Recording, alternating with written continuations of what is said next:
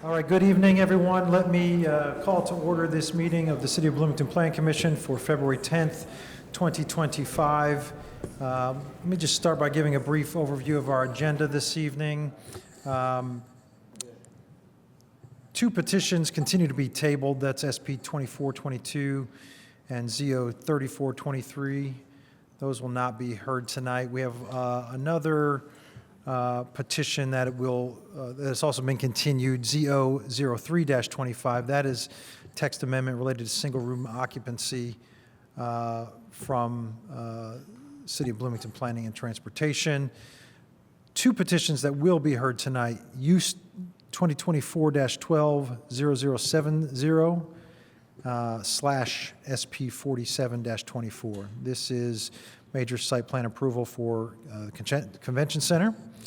And then also we will hear ZO-01-25, and this is text amendments to the UDO related to affordable housing incentives. So those are the two petitions we will hear tonight once we get through a couple of internal housekeeping things. But let's start by making sure we have a quorum here and calling the roll. Enright Randolph. Here. Ballard. Here. Cochran. Here. Kinsey. Here. Smith. Here. Strasburg. Here. Whistler. Here. All right, we have a quorum, so let's move on to minutes to be approved. It looks like we've got minutes from our January 13th, 2025 meeting. Are there any questions about those minutes, corrections to those minutes, or a motion to approve those minutes?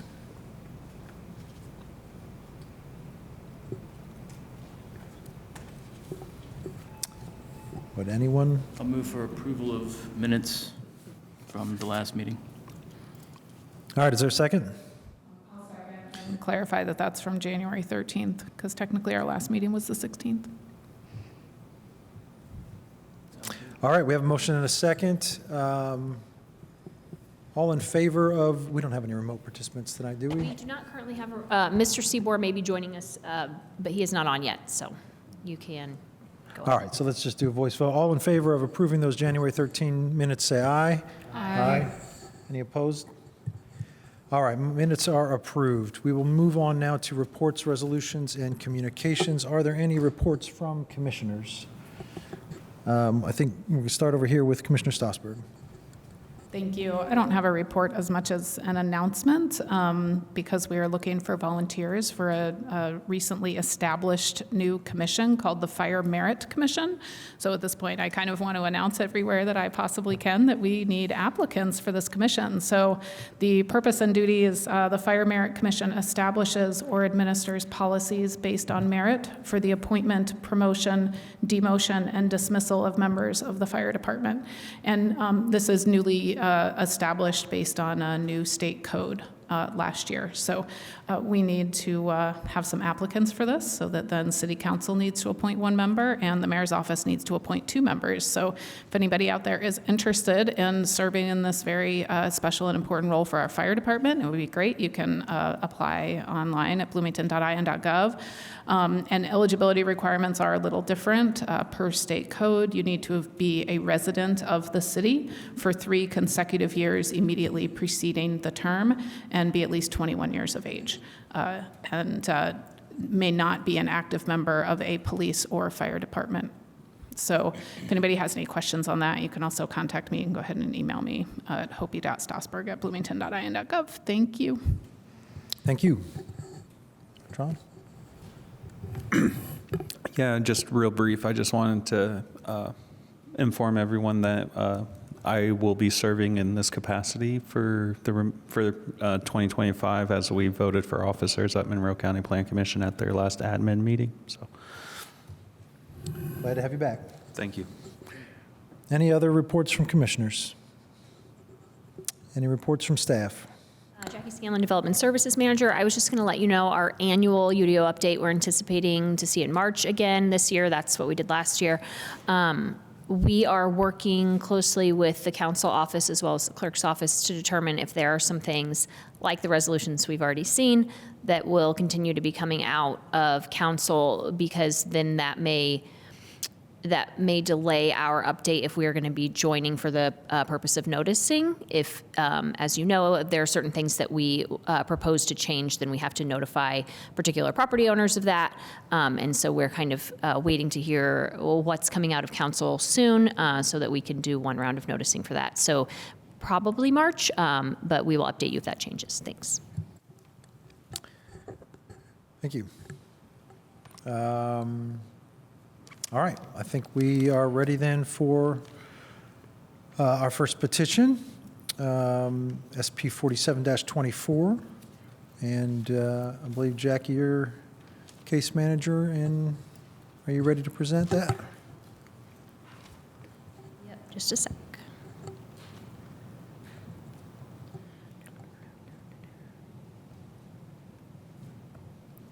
All right, so we are looking at petition SP 4724.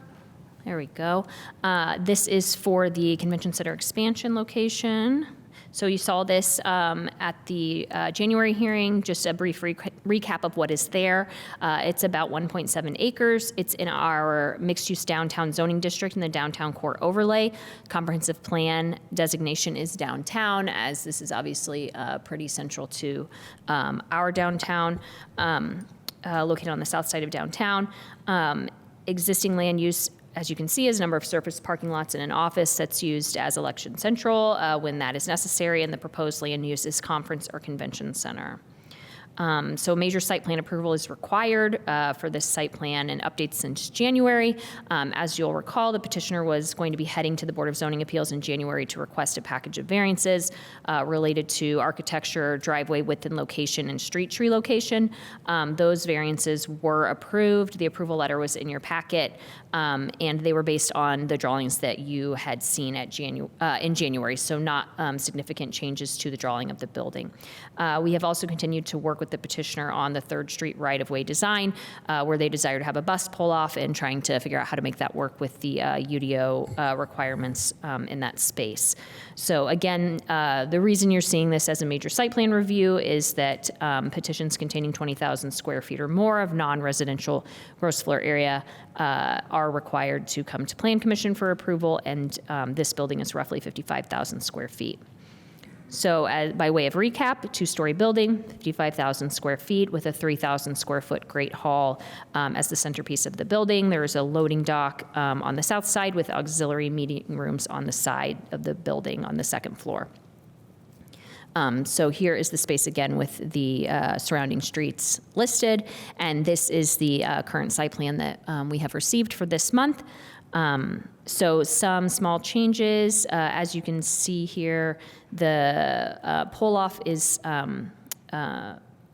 highlighted differently than it was last month, because they weren't quite sure what they were going to go forward with a request there, and they are still showing the parking along College Avenue, which had been removed previously. So the building does not have any on-site parking. None is required and none is proposed. The loading area is here at the southwest corner with a driveway here along College Avenue that received variances for location and width. So here is the basic design of the building again, which you have already seen. The north side facing 3rd here at the top. The east elevation facing Walnut, 2nd. The south elevation obviously facing the back of house. Operational things here on the south side, and then the west elevation facing College with the space for the walk over to the existing convention center. So the only real kind of design changes we noted were these spaces here where the pedestrians enter the building have changed slightly. Previously appeared to have some sort of cutout here on the 1st floor, which is now gone. Arguably still code compliant with the recessed entry requirement because it is there on the corner. And this space for a mechanical corridor along the south side of the building has been extended, so making the length of this building slightly longer on the Walnut Street side, but again, still compliant. So the proposed site plan does meet many of the design requirements of the UDO, and those that it doesn't meet, they received variance approval for. So the design in your packet this month includes a design that is compliant with the variances included. So approval of the site plan will obviously allow the convention center expansion to continue toward being able to be built. So our recommendation, Planning and Transportation Department recommends that the Plan Commission adopt the proposed finding and approve SP 4724 with 4 conditions. The petitioner shall include compliant bicycle parking on the plans for the site development permit filing, which is the next step for the filing process. They must also include a lighting and photometric plan at that time for approval. Again, we're not expecting that those things won't meet. They just weren't, the second one wasn't included. They weren't super clear in the packet. And they must show compliance with screening requirements for those, especially those items on the roof that will be determined more toward the building department stage when they apply for their building permit. And then number 4, they will continue to work with planning and transportation and engineering staff on the best design for the right-of-way along 3rd Street. We just wanted to make it clear after some discussion with the petitioner group that this approval does not approve a right-of-way design for 3rd Street. So as you know, we have talked about this before, like we talked about it at the Tyler Curry PUD on Pete Ellison Longview. We can show you what we think was coming through in the right-of-way and how it does or doesn't meet code.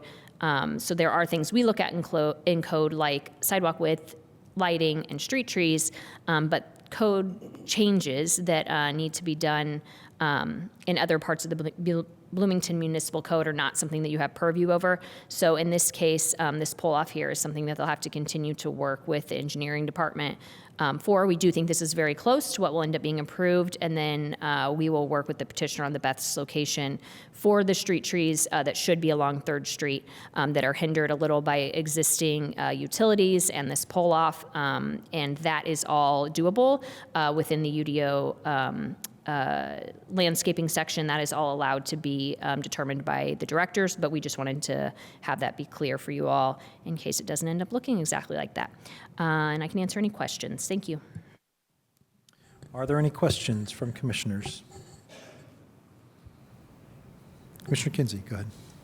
Yeah, I appreciate the attention to the 3rd Street pull-off. Can you say a little bit more about what, how wide that is? Is it, I'm looking for something that I can see and understand. Is it bus length that we're talking here? Is Yes, that it's 2 bus length Two and the bus space lengths. for a bus to pull in and out. So the petitioner may be able to speak to that more clearly when it's their turn. But yeah, the idea is to be able to park 2 buses in here and have them to be able to pull in and out with the flares. Thanks. Is that it? Any other questions? Commissioner Stossberg. Well, while we're talking about that, so the challenge there is that then that makes the sidewalk too narrow, or it eliminates street tree? It makes the space for street trees and sidewalks narrower, which makes it difficult. But the petitioner, when we were having these discussions with the petitioner initially, one of the arguments is that it's already restricted because of where the existing utilities are. I can't remember if it's sanitary or water that goes right along where the existing curb is. So the trees would already probably have to be located closer to the building, even if we didn't allow a pull-off. Okay. Okay, can I ask a follow-up? Is that okay? Okay. While we're talking about pull-off, so along College Avenue, so like right now, the plans still have the parking there? Yes, I believe so. Okay, do you know what the status of, because at one point, there was going to be a proposal to turn that parking there into a pull-off zone. Do you know what the status of that is? I don't. The petitioner may be able to speak better to that. The last we knew, they were planning to get rid of that parking to extend the pedestrian space. not for vehicular drop-off. It was Okay. just going to be a very wide sidewalk, roughly 30 feet, I believe. Okay, is that something the petitioner can speak to?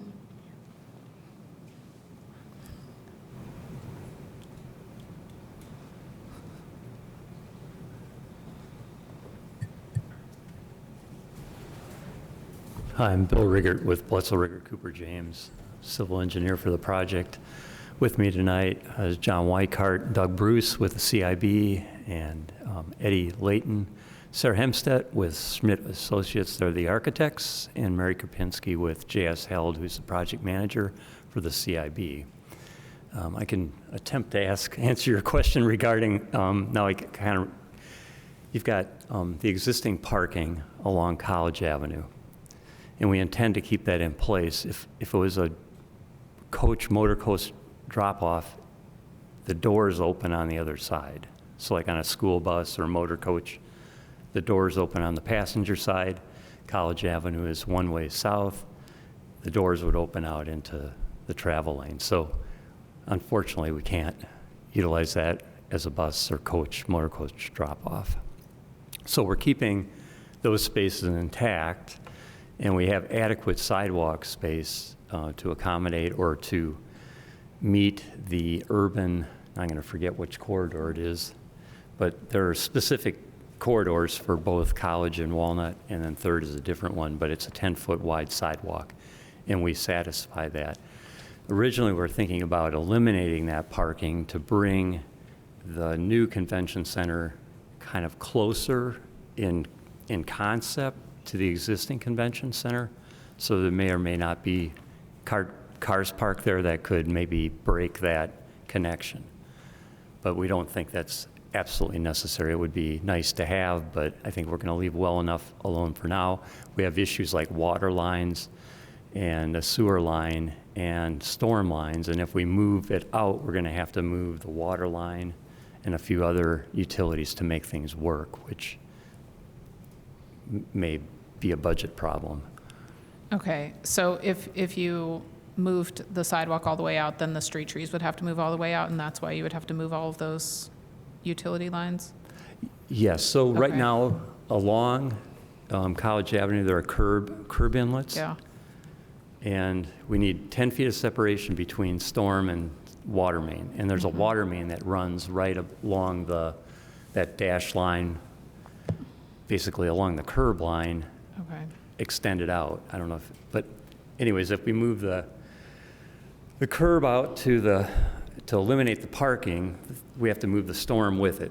Then the storm will be right on top of the water, and we'll have to move Oh, a I water see. main, relocate that, probably inboard, and over 10 feet for proper separation. Okay, So I think we're going to just leave well enough alone. okay. All right, thank you. Yeah. And then there was a question about the motor coach pull-off. I don't have the dimension off the top of my head, but it's roughly 150 feet full length to allow the buses to pull in. It's 9 feet wide, so it's a foot wider than parallel parking, because those motor coaches are fairly big in size. And it allows them to pull off and then pull forward, but they have to have enough room to pull back out. And we can accommodate 2 motor coaches in the proposed pull-off lane. All right. I apologize, I got a little distracted, and I didn't really give you a chance to add anything to the presentation here. So while you're at the podium, if there's anything else you'd like to Well, add, please possibly. feel free. Okay, well, thank you. I think we met the spirit or maybe the requirements for bike parking. So we have 14 covered bike parking spaces within 50 feet of the front entrance. And then we're trying to get LEED certified. And one of the LEED credits we can get has to do with bike parking. So we have an additional 40 bike parking spaces that we've delineated if we follow through and get that LEED point. So I think we've accommodated that, but we'll work closely with staff to make sure everything's in order. And Jackie spelled out everything else. We went to Board of Works this morning or at noon and basically have preliminary approval to put the skywalk across the road, we'd be able to achieve the 17-foot 6 clearance. We're actually at 17-foot 10 above the road, so we should be able to meet city engineering's concerns there. And on the 3rd Street corridor, working with city engineering on the lane delineation between, or through the whole corridor, so you can drive through the intersections and you're still following in a relatively straight path in a travel lane. And I can answer any other questions you might have. I may have to ask an architect to come up and talk about architecture, but All right, Yeah. thank you. Any other questions? Commissioner Ballard? Are you guys concerned at all in terms of the parking capacity, given the size of what this will be? And do you have a ballpark on the seating capacity or the capacity in general of the center once it's finished? And then do you think the 4th Street parking garage will be adequate for the amount of people that may be coming through? I don't know if it seems to me, and I may be wrong, but I think there's a capacity for maybe an event with 150 people, but maybe John can talk to that. Sure. And then we do have parking in the 4th Street, but we also have parking across the street Right. at the existing convention center. Good evening, John Weichart. I just had conversations with WTIU, FIU about the parking issue. So while it's fresh in my mind, I think I can answer your question. The analysis we've done of the existing parking that's available is there are approximately 770 parking spaces available in combination of surface parking and parking at the 4th Street garage that has not been reserve parking. We're obviously landlocked at the location where we are in the property that we have under our control. There's no sentiment for additional structured parking at this point. I would also point out that as we use the BEAD district, the Bloomington Entertainment and Arts District, kind of as a focal point for the convention center and activities around it, there are 3 parking garages and 4 other surface parking lots in that area. So, I can't look in a crystal ball and say, we know we're going to have exactly all the parking spaces that we need. One of the things I would point out is that an expanded convention center, and I want to mention that the hotel proposal, the Dora hotel development that's working with the city and with the redevelopment commission, is also proposing underground parking with the hotel as additional parking. As we, look into the future, I think we're going to have to be creative. We have a parking garage over on the former hospital site. We may need to look at, and one of the reasons for the bus pull-off lane is we want to certainly meet the city council's considerations and recommendations about shuttle parking, bus transportation. I was on the Bloomington Transit Board years ago when we had park and ride at the Bryan Pool for IU students. I think we'll just have to be creative in the future when we look about events and activities and what parking's available and how we move people around. The expanded convention center could have as many as 500 conventionaires in attendance. In addition, there's an exhibit hall that could from time to time host dinners for 1,200 people. They won't be happening simultaneously. If the convention center is being rented for 500 conventionaires, they're using the exhibit hall. So separate from a convention that's here, there could be the rental of the exhibit space for 1,200 people coming to a dinner. They won't be coming in 1,200 separate cars. So, we'll just need to make certain we're, in the future, when we move into the operation stage of the convention center, that we understand all that, we're addressing all that. I hope that's answered your question. Yeah, I think it does. I appreciate that. And then a follow-up, just real quick to that is, given the setup that you're discussing, 1,200 potential people, do you then have any concerns about the pedestrian flow? Because I know that was definitely something that people in the public were inquiring about, pedestrian safety and whatnot. So with all these parking spaces split up in all these different directions, are there any concerns there with pedestrian flow? As I said, I think we're going to have to be creative in terms of shuttle parking, moving people from surface parking lots to the convention center, being able to drop them off. There is the ability, although it's not a it was never, the bridge was never intended purposefully that people park on the west side of the convention center, enter the current building, walk up to the top across the bridge and over into the expansion. But that's a potential, that's a possibility. Excuse me, if there's a hotel built on the former Bunger Robertson lot, that's cat a corner across the street. So our concern has been parking spaces, and certainly pedestrian safety is a big part of that, and that's why we've talked about, one of the reasons why we've talked about the importance of the bridge. Thank you. Any other questions from commissioners? Go ahead. I have a question about the south behind the space. So if there's, on the current renderings, that's all just access for back of house kind of work on the south side? As an English major, I'm going to step away and let the architects talk Okay, about all this, right, if that's okay. all right. My question about that is its entry and access points and how that's aligned. I'm looking at, Google Maps and trying to look at the renderings and just wondering how much that is aligned with the existing road that's currently an entrance to the parking that's essentially where the courtyard Bloomington is. My sense is it's not aligned currently, but I want to make sure I'm right about that. Right. So here to the west is the hotel, existing hotel. So you've got that drop-off drive to the north. That would be that kind of center oval. And then to the south is the driveway that goes back in behind to the back end of the existing convention center. We had to move our driveway as far south as possible to get a semi-trailer in, so it would pull in and go all the way east and then back up into a loading dock. So up in that notch, there are two roll-up doors and a loading dock. And so the only way to make that work and function is to have the driveway as far south, and then we had to get a variance to widen it. Okay. So that's how we ended up positioning that driveway there.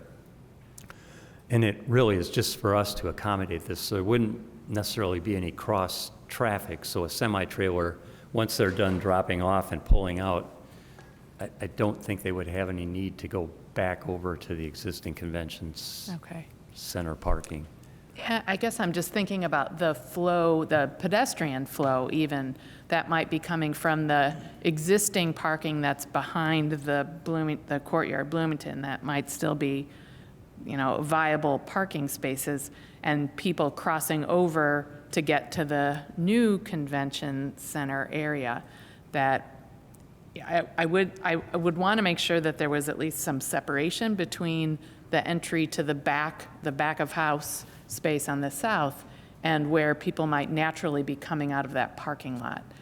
Sure, they're probably also likely to walk in through the existing convention center and cross over the bridge. I mean, Yes. that's probably the desired route, but I suspect on a nice day, people will just walk across the street, and then I'm worried about safety and, just people running across the parking or the street there. Well, it may be hard to corral people, but there would be a pedestrian crosswalk at Third that's delineated and protected. Otherwise, I don't know. Yeah, we don't want them dashing across the street. Yeah, Exactly. Yeah. I'll add, okay, so this came up in the Development Review Committee in the internal, a question about how this is going to be connected to the B line, basically. And at that meeting, we were told, the other project just isn't, the other side just is not part of this project. So you can see here, this is the driveway that you're talking about, which is very much already a pedestrian connection.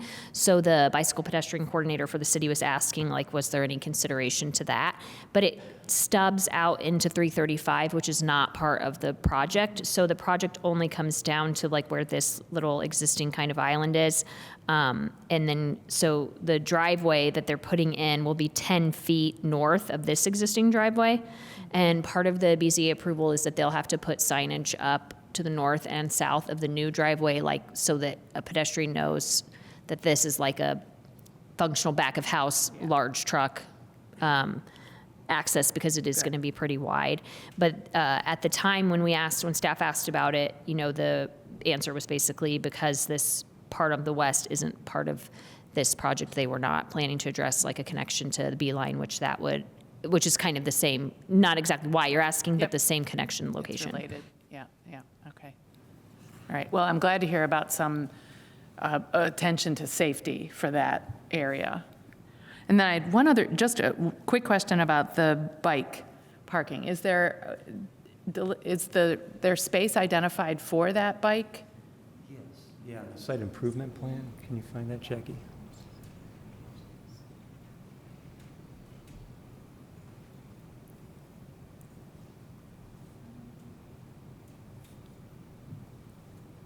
Should we see how 301? Let's see.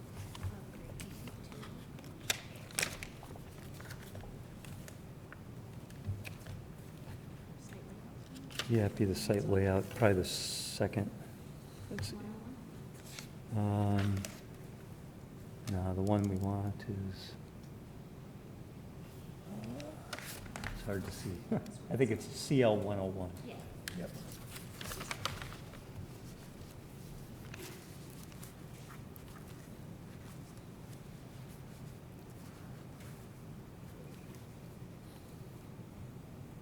You might zoom in on the Walnut Street side, that's the one that.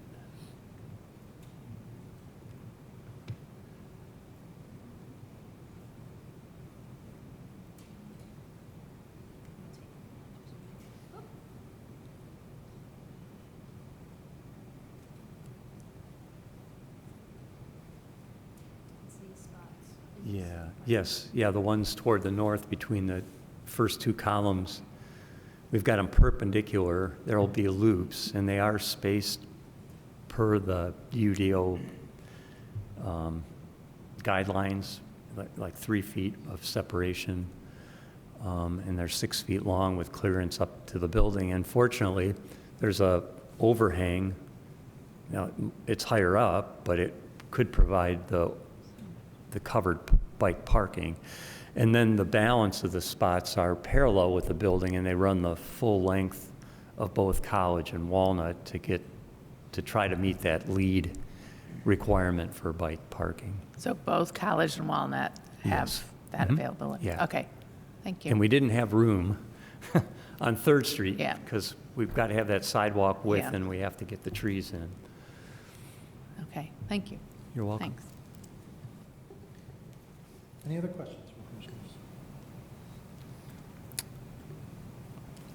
One more? Okay. Yeah, I have one more. It's probably a pretty quick and easy one. Right now, there are a line of trees on the east side of the property and then a couple on the west side of the property. And I'm just wondering if those are worth saving for some of the street trees, or if all those are going to go and get replaced, and just what's the status of those? Plan is to replace them. The ones on the west, I know for sure, they're sunburst locusts, and they're pretty ancient and not in real good shape.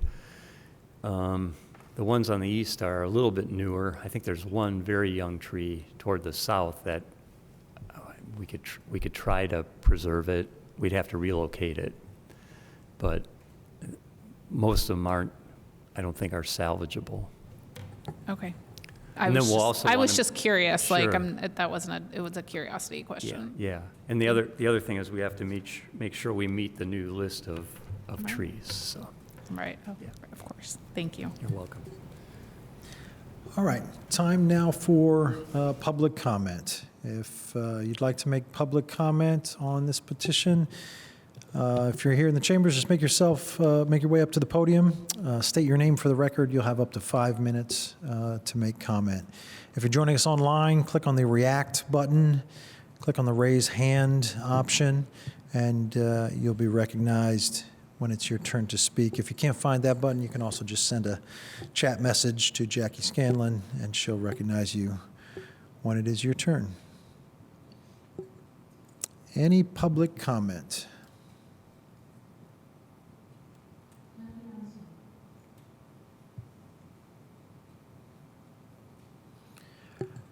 Last call for public comment.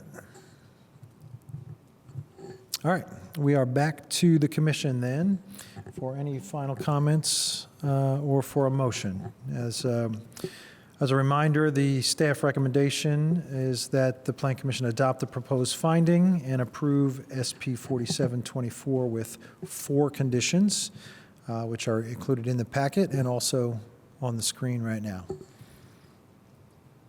I'll motion approval of SP 4724 with the, based on the proposed findings and with the following 4 conditions.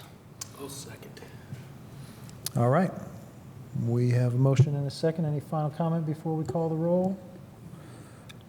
All right. Will you please call the roll on the motion to approve? Cochran, Yes. Kinsey, Yes. Smith, Yes.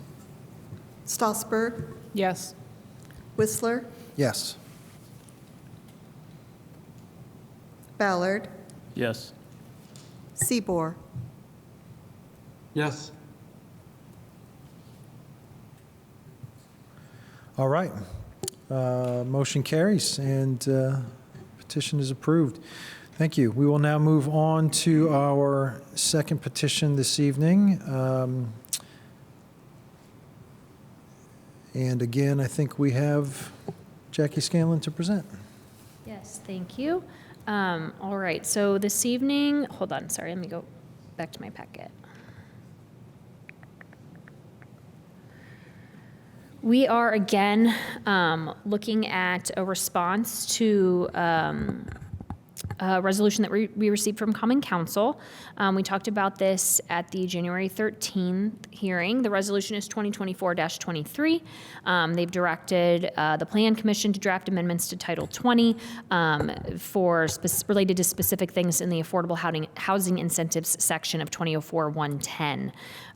So the first is to amend the text of the eligibility section to include an area median income requirement within Tier 1 and Tier 2 affordable housing projects to require that at least some of the units be priced below 90% of AMI and that some be priced below 70% AMI. So we proposed language to respond to number 1 for you all to review at the last hearing, and that has stayed the same.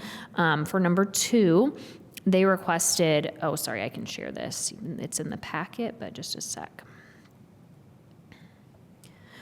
For number 2, they requested that we look at amending the text to assess the incentive structure and consider creating additional incentives for affordable housing, including but not limited to expected owner-occupied unit development. So that is one that we felt should be discussed by you all as a group to see what other kinds of community goals you would like to include besides owner occupancy, and what kind of incentives we may be looking at besides height and bulk, which we obviously already include. And then number 3 is a question about requiring that in the payment in lieu option, housing vouchers be accepted. We are working with the legal department on whether or not that is allowable. And so that's something we may have a report from the legal department tonight, I'm not sure.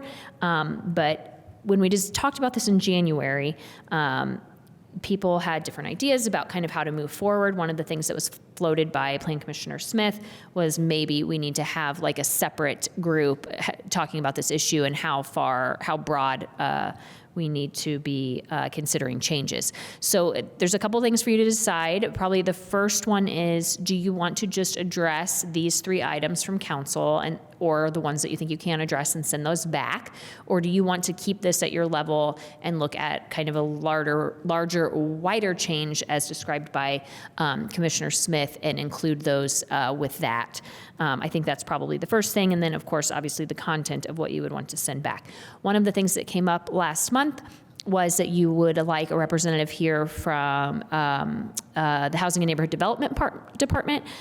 So we have staff here from that as well, including Director Killian Hansen, and she has a presentation to give to hopefully kind of set the stage or answer some questions for give some information that may answer some questions about how these proposals are kind of, what these proposals are geared toward.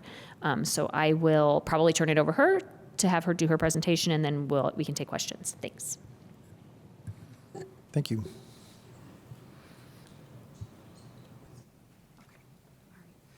Good evening. I am Anna Killian Hansen, and I am the Director of HAND. Get it back to slide 1. If you, that's okay. Give us just a moment. Technical difficulties.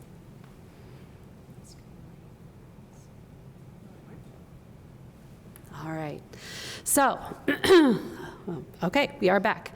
I'm Anna Killian Hansen. I'm the Director of Housing and Neighborhood Development, and I have been a student of the Bloomington housing market my entire life. I've worked directly in the housing market for more than 20 years, so this is not new stuff for me. I'm sure that many of you are familiar with HAND and some of our key programs and initiatives, but just for fun, I'm going to give you a quick rundown since there seems to be a little bit of confusion. HAND has many programs and services that support Bloomington. We have our Title 16 rental program, which permits the more than 31,000 rental units within the city limits. You're not sharing currently. Give us just a second. We can wait for you. No rush. I don't want to waste your guys' time. There we go. Okay, perfect. So we handle the rental program, and then we also administer the unsafe buildings, which is responsible and are responsible for the Title VI of the Bloomington Municipal Code enforcement for trash, grass, weeds, and so on. We have neighborhood services. Next slide, please. Which we provide grants, education, and community building in a number of different avenues. Next slide.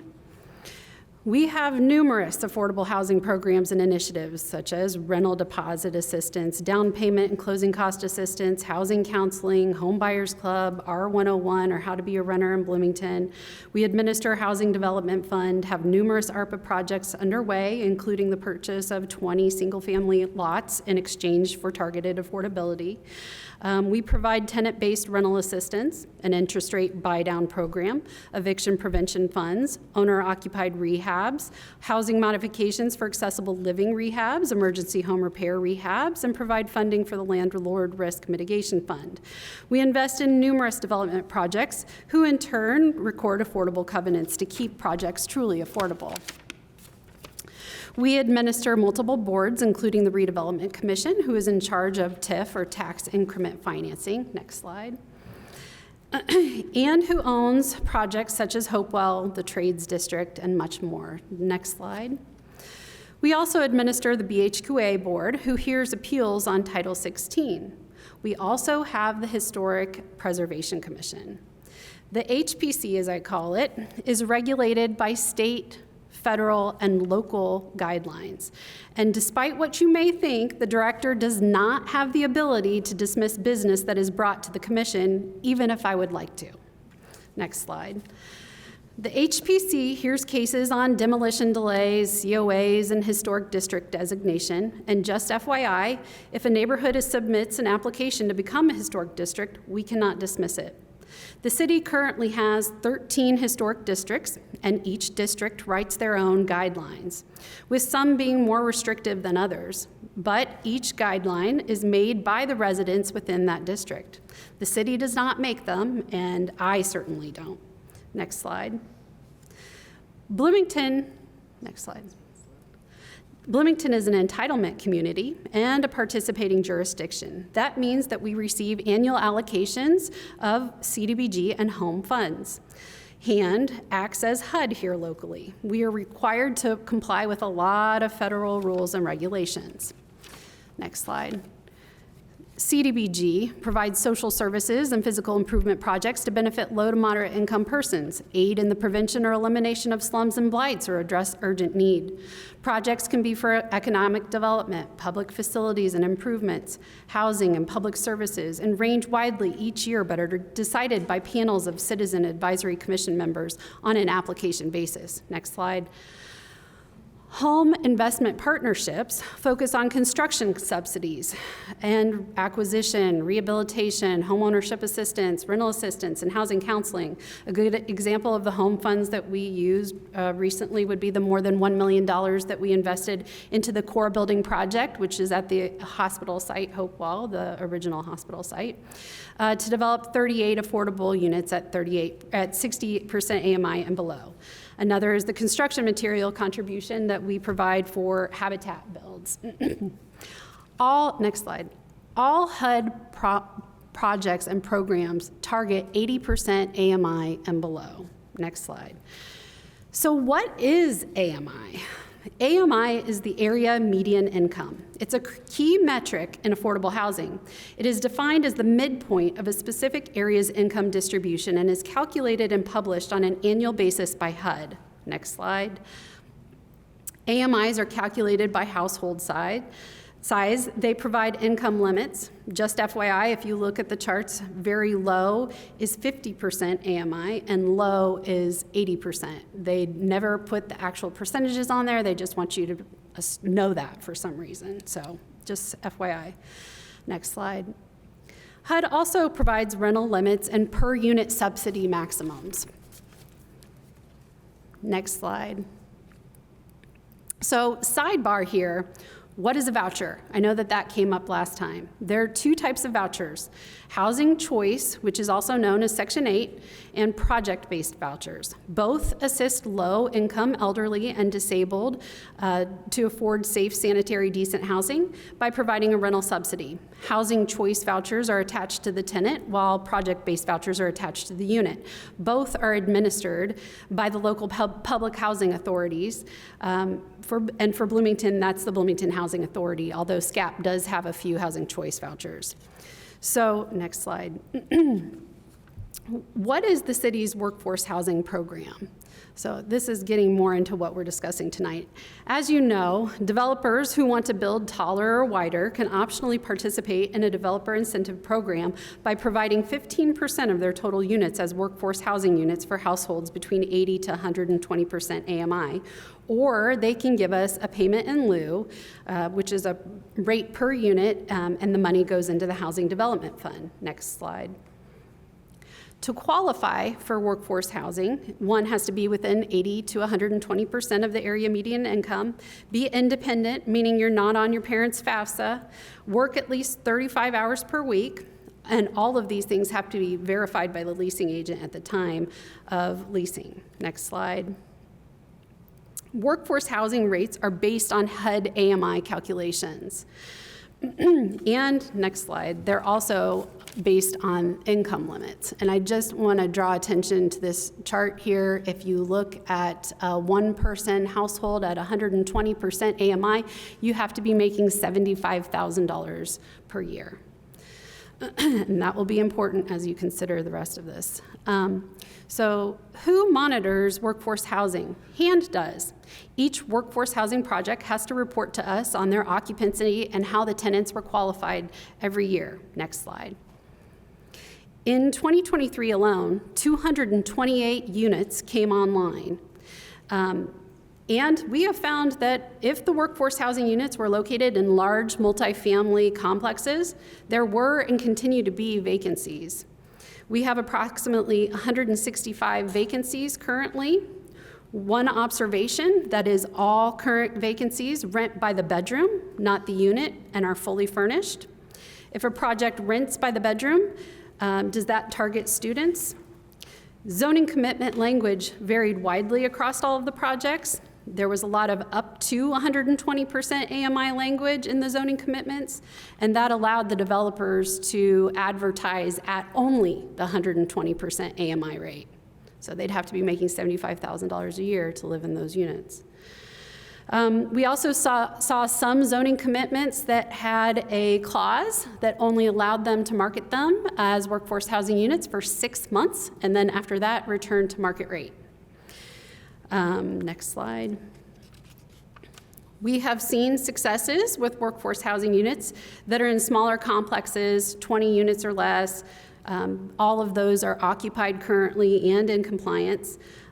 Most all of the successful workforce housing projects were negotiated with local developers that held or retained the properties for management. Next slide. Data to consider as you take on this consideration. Bloomington is the most cost-burdened metro area in the state. High cost, low wage. 60% of our housing stock are rentals. 60% of our rental households are cost burdened, spending more than 30% of their income on housing costs. And 52% of our workforce commutes outside of Monroe County. Next slide. According to the Out of Reach study, one needs to make approximately $22.62 per hour or $47,000 per year to live in Bloomington, and that's for a modest home. That means it falls right between the 60 to 80% AMI level. Next slide. The city recently participated in a study with IU on wages in the area. Next slide. Of that study, almost all salaries fall under the HUD 100% AMI level. So there's only one outlier on that chart that made more, which I think is important. Next slide. The mean or average, if you forgot your middle school math, for all occupations was $55,000 per year. The median annual wage for all occupations was $43,000 per year. Median is the middle point in wages, which is often a better way to understand what most people are earning compared to using the mean wage. Next slide. As you can see on this chart, the annual wage distribution across all occupations of that median range were between $30,000 to $60,000. Next slide. So what is the Housing Development Fund? It's a fund that was developed in 2017, and we do administer it. It helps to invest in projects and increase the supply of decent, affordable housing for residents. We hand administers it. We can do low-cost loans, or we can also do grants. And unlike our federal programs, it's quite nimble, so we are able to use it much easier. It has a lot less red tape. Next slide. So what do we do with Housing Development Fund? So we do down payment and closing cost assistance.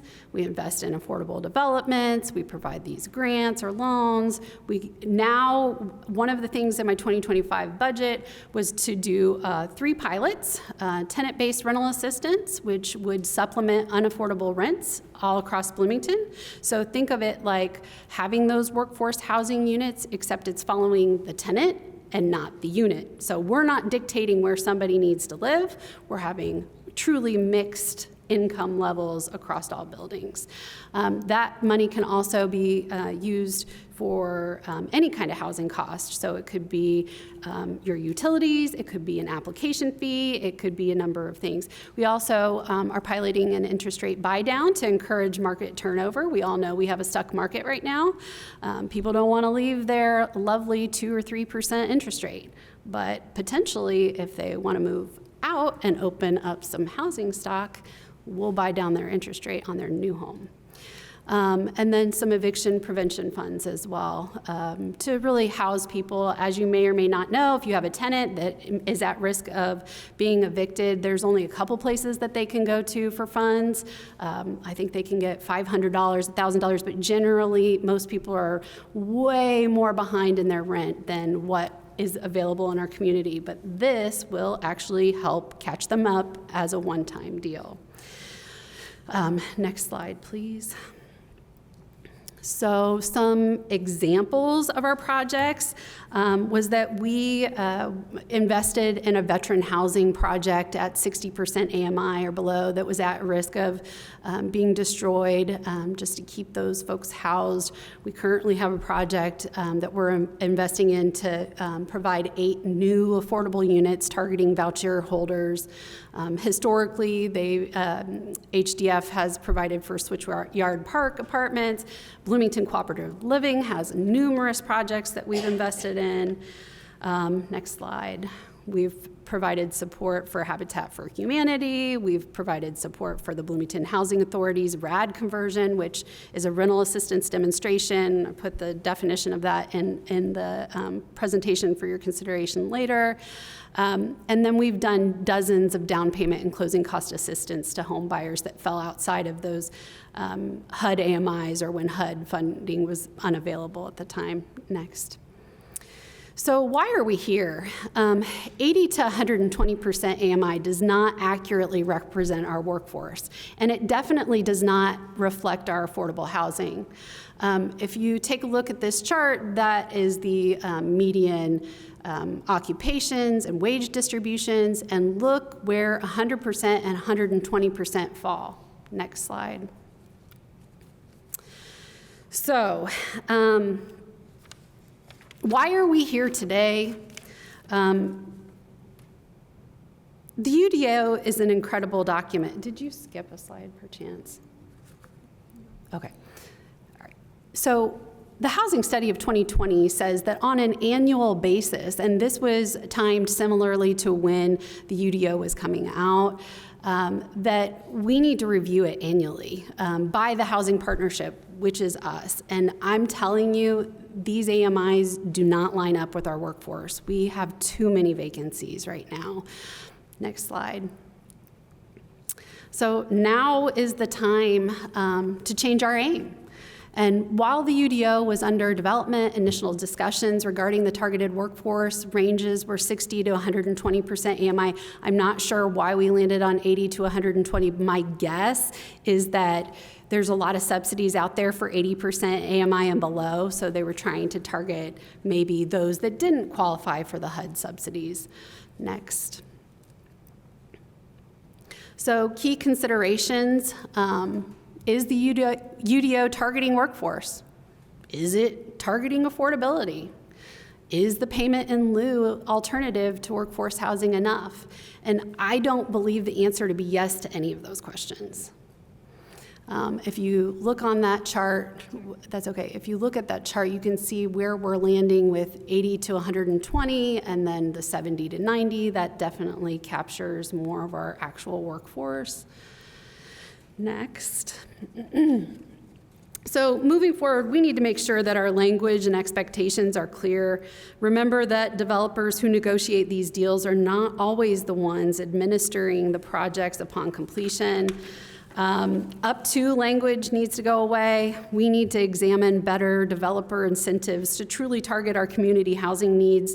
Take a look at what other communities such as Austin, Texas are doing.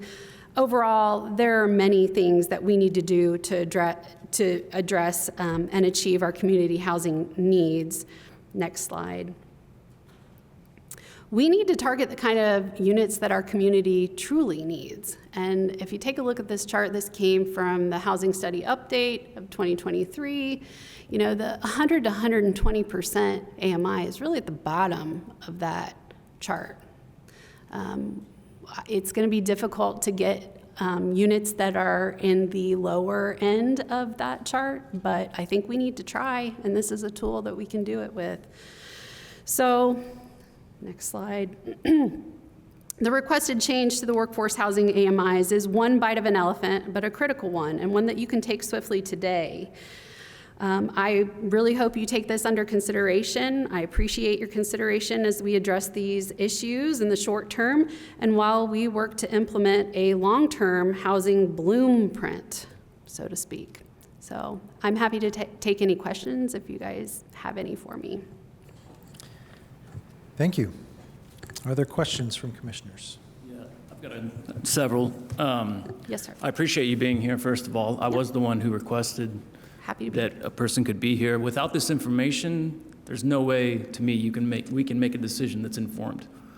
This is the kind of information we needed, so thank you for bringing it. Jackie, could we get a copy? That was a lot of information at once. Yes. We can follow numbers, but that's a lot. If we could get that Yeah. sent to us while we discuss this, that'd be great. And also, the other part of it, and this may be for a later time, but the 2024 budget for the housing development, what was that? 2024 or 2025? 2024. I think it was like really nominal. It was like 490,000 for grants and 100 and something for, it was really nominal. Do you remember?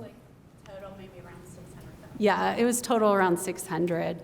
This year, when I went to budget, that was the first thing that I requested was an increase in that amount. Did you get that? I did. And what is the new budget going to be? It's a little over $1 million. And those, what we are using that money for are my pilot programs, and then also the investment in affordable projects. Okay. And then one quick one, then I'll let other people, did you say 165 units are vacant Yes. currently? Where are those priced at? I don't have the pricing right in front of me. Do you have the monitoring report? They're all targeting the 100 to 120% AMI. So we have, just to be clear, we have one project with 140 vacancies, and we have had another project that had struggled. We recently went back to council to try and get the payment in lieu instead.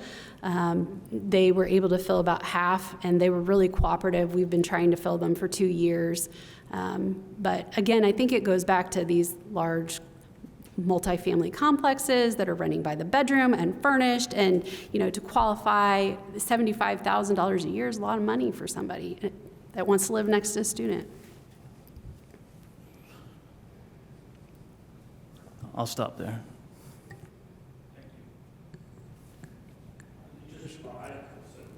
Yes. On that 165 units that are vacant, is that student housing you're talking about, these large student housing complexes? I Or is mean- it across the board? I struggle because I don't think that I can say, is it students? Like, what is that definition, right? But if something is renting by the bedroom and furnished, to me, one might consider that to be more student-centric, and yes, they are. And it's not by unit, it's by bedroom that you're looking at? It depends on how you calculate it. I do believe that it's 140 units. I Okay. think in total it was like 162 bedrooms or something. Okay, great. That's all I have now. Go ahead. I want to follow up on what you were just saying about the AMI ranges. And I want to get like very specific into what these zoning commitments say, because this is very confusing for a lot of people. Correct me if I'm wrong. When a developer makes a commitment, it's written into that commitment that X number of units in this property must be rented to individuals who are earning less than the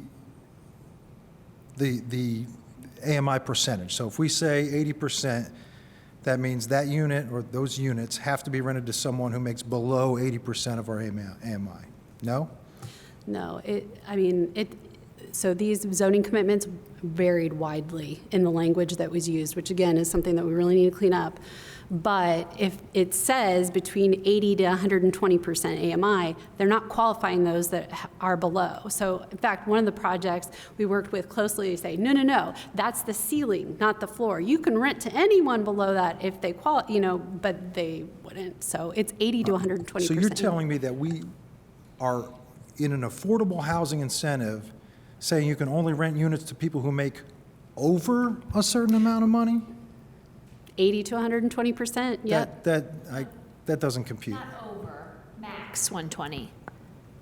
But She's over saying their 80. preference would be that the language was such that it was like spread out across the percentages, right? That some people were definitely going to be at 80, some people were going to be at 90, some people were going to be at 100, and some will be at 120. But because we say max 120 in some of the commitments, they're doing they're just trying to fill them all at 120. Okay, but The they language can in satisfy their commitment by renting that unit to someone who's making 10% of AMI, Yes. correct? It all boils down to the language in the zoning commitments, and several of those agreements have language that says up to 120% AMI. So Right. they are only advertising at 120% Okay, but AMI, it just- and they're in compliance, and we have no teeth to go after them because they are falling within their zoning commitment. And they have again, no interest That's to what I fill wanted those to clarify, units. but it still means they can't rent to someone who earns over 120% of AMI. For those units, correct. So why, I guess my question would be, why is there ever a range? Why would we say 100 to 120? That doesn't make any sense to me at all. Is there a reason why we would put a range in there? That's just the way that that's the way the ranges are described in the UDO when they went in. And so a number of the commitments that we have are, some of them come from post UDO, but some of them are pre-UDO. And so it was like written, this is what we think is going to be. But that's one of the suggestions, is that we don't do that. Yeah, that just seems, because practically speaking, if it says 100 to 120, the max is 120, right? Like, so that's just kind of, just seems to serve no purpose but to be adding to the confusion. And then, okay, so now we've established with the zoning commitment, what's the maximum a renter of this unit could be earning in order to qualify for it. Then we have a corresponding rental rate that they have to rent that at, which is also based on the scale. So, and that scale is determined by what? Looking at? HUD.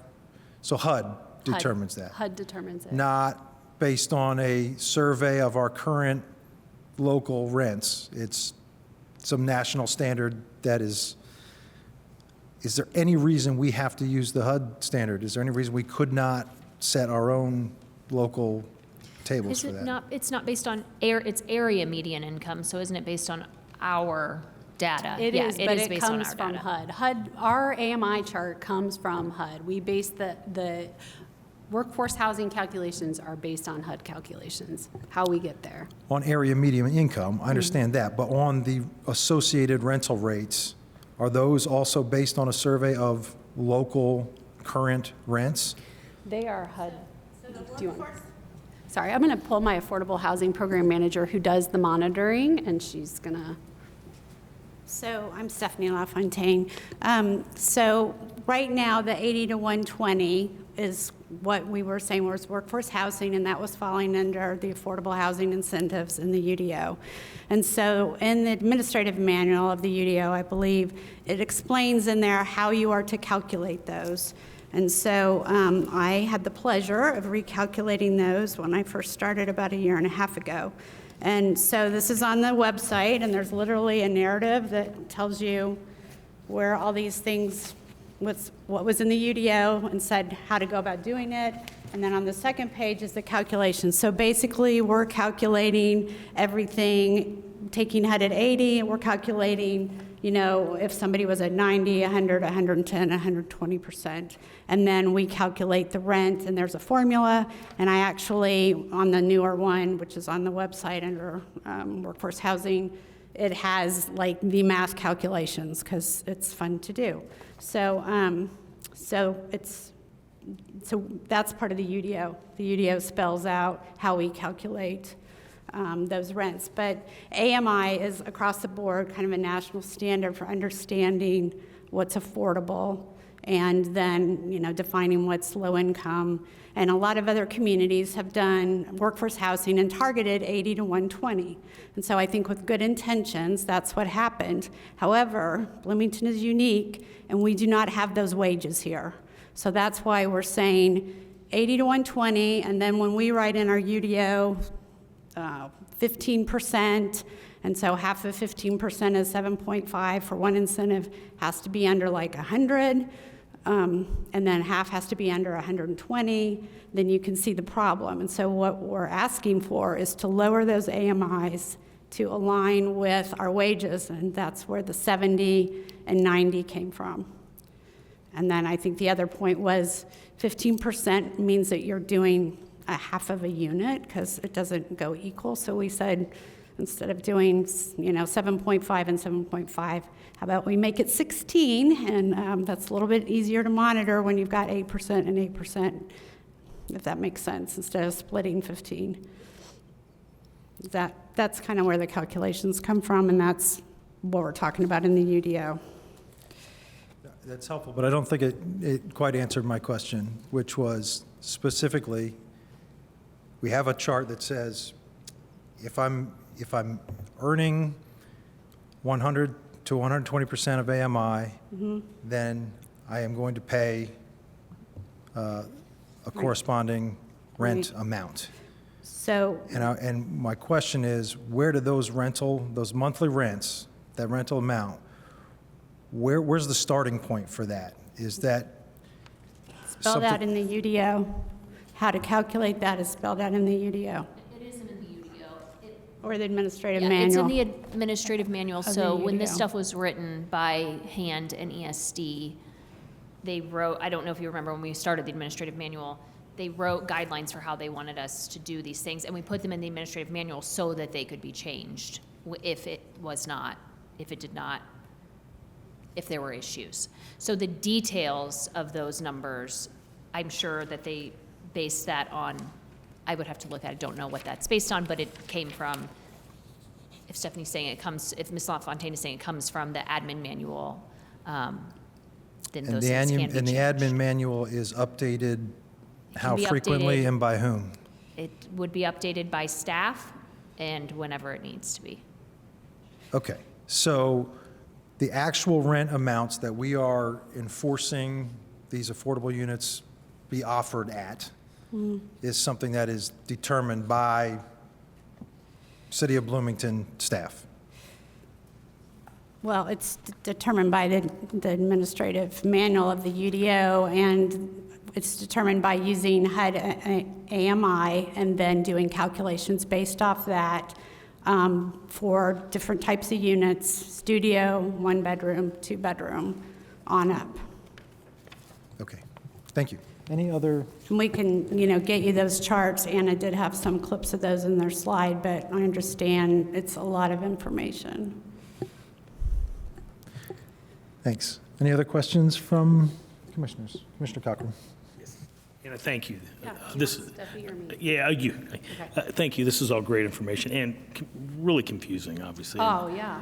Imagine being a leasing agent that's in Yeah. their 20s trying to qualify Trying to figure tenants. this out, yes. You mentioned a couple things. I wrote notes down as you were going through, and you mentioned the inability to dismiss. I wasn't catching that. What Say did that you- again? I didn't When you hear. said you couldn't dismiss things or something in the very beginning? I am not allowed to dismiss Historic Preservation Commission business. Oh. So I think that it may have been insinuated that I was responsible for the hearing of the Green Acres neighborhood, which I had nothing Oh, to do gotcha. with. Okay, Yeah. I wasn't sure of that. How does on the AMI, how does the student population, because we obviously know that they can bring the income way down, how does that affect it, or how's that figured in? I'm not sure how it's calculated in, honestly. Because that could skew the numbers, and I guess I'd want to know, how does that compare to other college towns? Are they having similar issues that we're having here Right. in Bloomington? Right, but remember, these workforce housing units are not for students unless they're independent and Gotcha. and working 35 hours a week. I have some Section 8 questions, but I can ask those. I'm happy to answer anything. So, well, first off, you mentioned the housing fund. How much is in there right now? Currently, Yes. I want to say it's a little over $4 million right now. 4 million, okay. And then going to the Section 8, because I've worked with, Section 8, and trying to, there's vouchers that are out there, and we can't find landlords. Why do you think landlords are not receptive to Section 8? I think that there's a negative connotation with it, Do you unfortunately. think it's justified? No. I mean, that's a hard question to answer, but that's one of the reasons why HAND worked with BHA to create the landlord risk mitigation fund. Absolutely, yeah. To help mitigate those issues, so. It feels, to me, broken a little bit, because we've got vouchers, but we don't have landlords that want to be receptive to it. And I think sometimes for very good reason, the risk that's involved there. Let me get a couple other questions. And we do have a voucher shortage as well, so we have a voucher shortage. do. We have a waiting list a mile long currently. There's a freeze. So one thing I failed to mention in that presentation that may be of interest to you is that I find it difficult to require a property to take vouchers, particularly when we're talking about these multifamily structures, just because there's case law out there that indicates that if one developer accepts vouchers at one property, they would have to do it at all. Which is why we approached several of these developers with vacancies to say, would you be willing to do it? And it was a corporate decision to say no. Okay. Well, I'm sure we're going to have more questions, but that's all I have for now. Any other questions? We can save that for a little bit later. Any other questions? Come on, Chris, you had a whole list of them the other day. Yeah, I just want to clarify on the record. The insinuation, I asked for all the data. Yeah. The insinuation, there was none there. I was wasn't simply present. requiring the full picture, all this data. To me, it's kind of mind-bending to think we were asked to make a decision last month without this discussion. I did not understand that, and I still don't fully understand it. My point with that is the supply side of all this. And you have 4 real estate agents that work in housing combined. You have a lot of experience, the rest of us do. I think that's where, to me, we need to be talking about the full equation, which is supply. So AMI is one part, supply is another. So my question is, these vacancies, do they get filled? 165 vacancies get filled if you drop those numbers, 70 and 90. What's the probability? Because the thing about it is, if these have been sitting for 2 years, first of all, it's nobody's getting in them. Second of all, is you have anybody owning those eating the cost on that. That is anti-development. That is not pro-development at all. That is not incentivizing at all. So if we lower the numbers, there should be a model that says by lowering by this much, we'll fill this many vacancies. That's what I would like to see, or at least a ballpark. Sure. If we lower to 70 and 90, how many of those vacancies get filled? Sure. That's, I think we have a pretty high probability that if we're advertising at 70 to 90, we will get more occupants in those units because we are able to pull from our actual workforce. That being said, I totally agree with you. When we have vacant units that are sitting, that are workforce housing units, you're basically telling that property owner that they need to make up for that difference or that loss that they're making by raising the rents on the rest of those units that are not workforce housing units. so can I ask a clarifying question real quick? If this is a niche product, let's take multifamily. This obviously is failing. We've been here, we've seen the developments go up. We know the amounts that they're literally writing checks to the Affordable Housing Fund. So forcing developers in a niche market like multifamily based on students paying $1,500 a studio and then saying we're going to try to throw some affordability, it's not worked. It won't continue to work. So would you agree that changing that to a more payment in lieu as a temporary system is more effective given the amount of money that's in that fund currently and what it could be used for with everything you listed? Well, there's a reason I went to council last week, and that was because, look, if we're not going to fill these units, give me the money and let's get some real affordability going.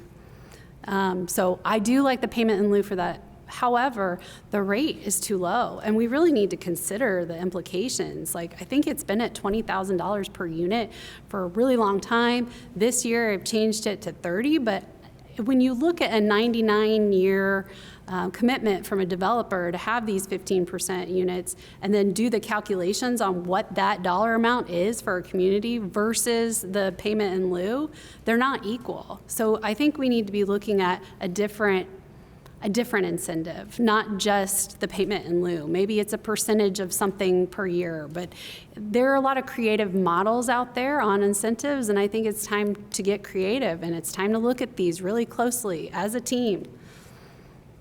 Good, thank you. I'm taking volunteers for the committee.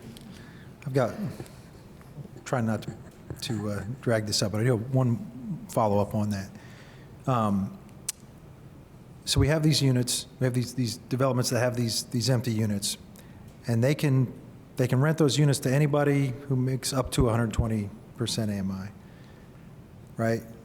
You're saying that they're only targeting 120% of AMI, but would they not rent to someone who came in at 70 or 80% of AMI? We've tried. Wouldn't they rather have someone in that unit paying rent than no one in that unit? You would think, but they lawyered up and they're not cooperating. So one building one developer did cooperate and was very willing to try and take folks that were lower, and we worked with them for quite a long time to fill those units, but they still struggled. Even after going directly to numerous businesses in the area, trying to recruit their actual working folks in, like, I think IU Health, they went to Cook, they went to Catalent, they went to all of the players to try and fill these units and still struggled. And are we doing anything, or do we have programs to refer people into those units? Oh, yeah. Yeah. But I think the other thing, too, is that the property that has the most vacancies right now has a 6-month clause that only allows them, they only have to market them for 6 months for workforce housing, and then it turns back to market rate. Again, language has got to get cleaned up. Yeah, that seems clear. Point of clarification, where does the clause, who initiates the clause? I inherited it. I have no idea. It was in the zoning commitment that was recorded. I actually think it wasn't. It was in a letter, right? It was in a letter that Doris presented at a council meeting, right? It didn't come, it came from the hand department in like a weird way where I don't think, or Ms. Killingham can correct me where I'm wrong, I feel like the legal department didn't think we could say that that wasn't the agreement because it was presented. Or we're talking about Brownstone, right? No, we're not talking about Brownstone. I do believe it's in the zoning commitment. So one of the first things that happened when I took this position, which was a newly added position, was to be asked to try to monitor the workforce housing, because we went from having 20-some units to having 254. So obviously a huge amount came on with 3 projects. One of them is the Standard, who has 160 workforce housing units. It's the one that has the 6-month clause. I tried to intervene and not have the zoning commitment signed and recorded, but that didn't work because it was already a done deal. When I went back through, and I think there was, the last planning director went back through, they went back through city council and looked at the tapes and all of the voting and everything, that the tracking looked like a lawyer had introduced the 6-month clause into the zoning commitment as part of the proposal when he was negotiating it with the then hand director and the planning department that then produces the zoning commitment. So, and I think at that point, no one probably thought it was going to be problematic. So this is what happens when you try to do initiatives. I think everyone had good intents, but our wages are not 80 to 120 for our workforce here. And we also have to remember that to qualify for these units, you are supposed to be a worker, so you're supposed to be working 35 hours a week and be independent. So theoretically, you could be a student, who's gone back to school or is putting themselves through school and independent and work 35 hours. There's probably not a lot of those. But all of these units were embedded in very student-centric apartment complexes where you literally have to rent the furniture. One more clarification about the clause. Did someone look into rescinding the clause and how that could be rescinded? Or is that once it's in a zoning commitment, that's it? I think from a legal standpoint, then it was considered to be, that's why Rolado had to come back and do a whole new zoning commitment last week before city council to be released from their workforce housing zoning commitment. So they're the ones that then, when they saw it wasn't working, they only had 52 units. They don't have a 6-month out clause. If you have the 6-month out clause, you really don't have a lot of incentive, right? Because then you get to take your workforce housing and just do it at market rate. Right. I will say when we did the monitoring, that they had turned some of them to market rate, but they still had vacancies. So they have one, on one hand, they can roll them over to market rate, but they still even have units that they couldn't even rent to market rate. So I think that does tell us some about what's going on with the rental market here in terms of vacancies. So it's, I just want to make sure I understand this too. It is really complicated. It is. The idea that someone could just wait out, 6 months isn't very long, and you can just wait out that clause and then it's right back up at market rate. And it was written in the zoning commitment that they would make a good faith effort to lease the units. I asked for a marketing plan and they got a lawyer. and said the zoning commitment didn't say a marketing plan, it said a good faith effort.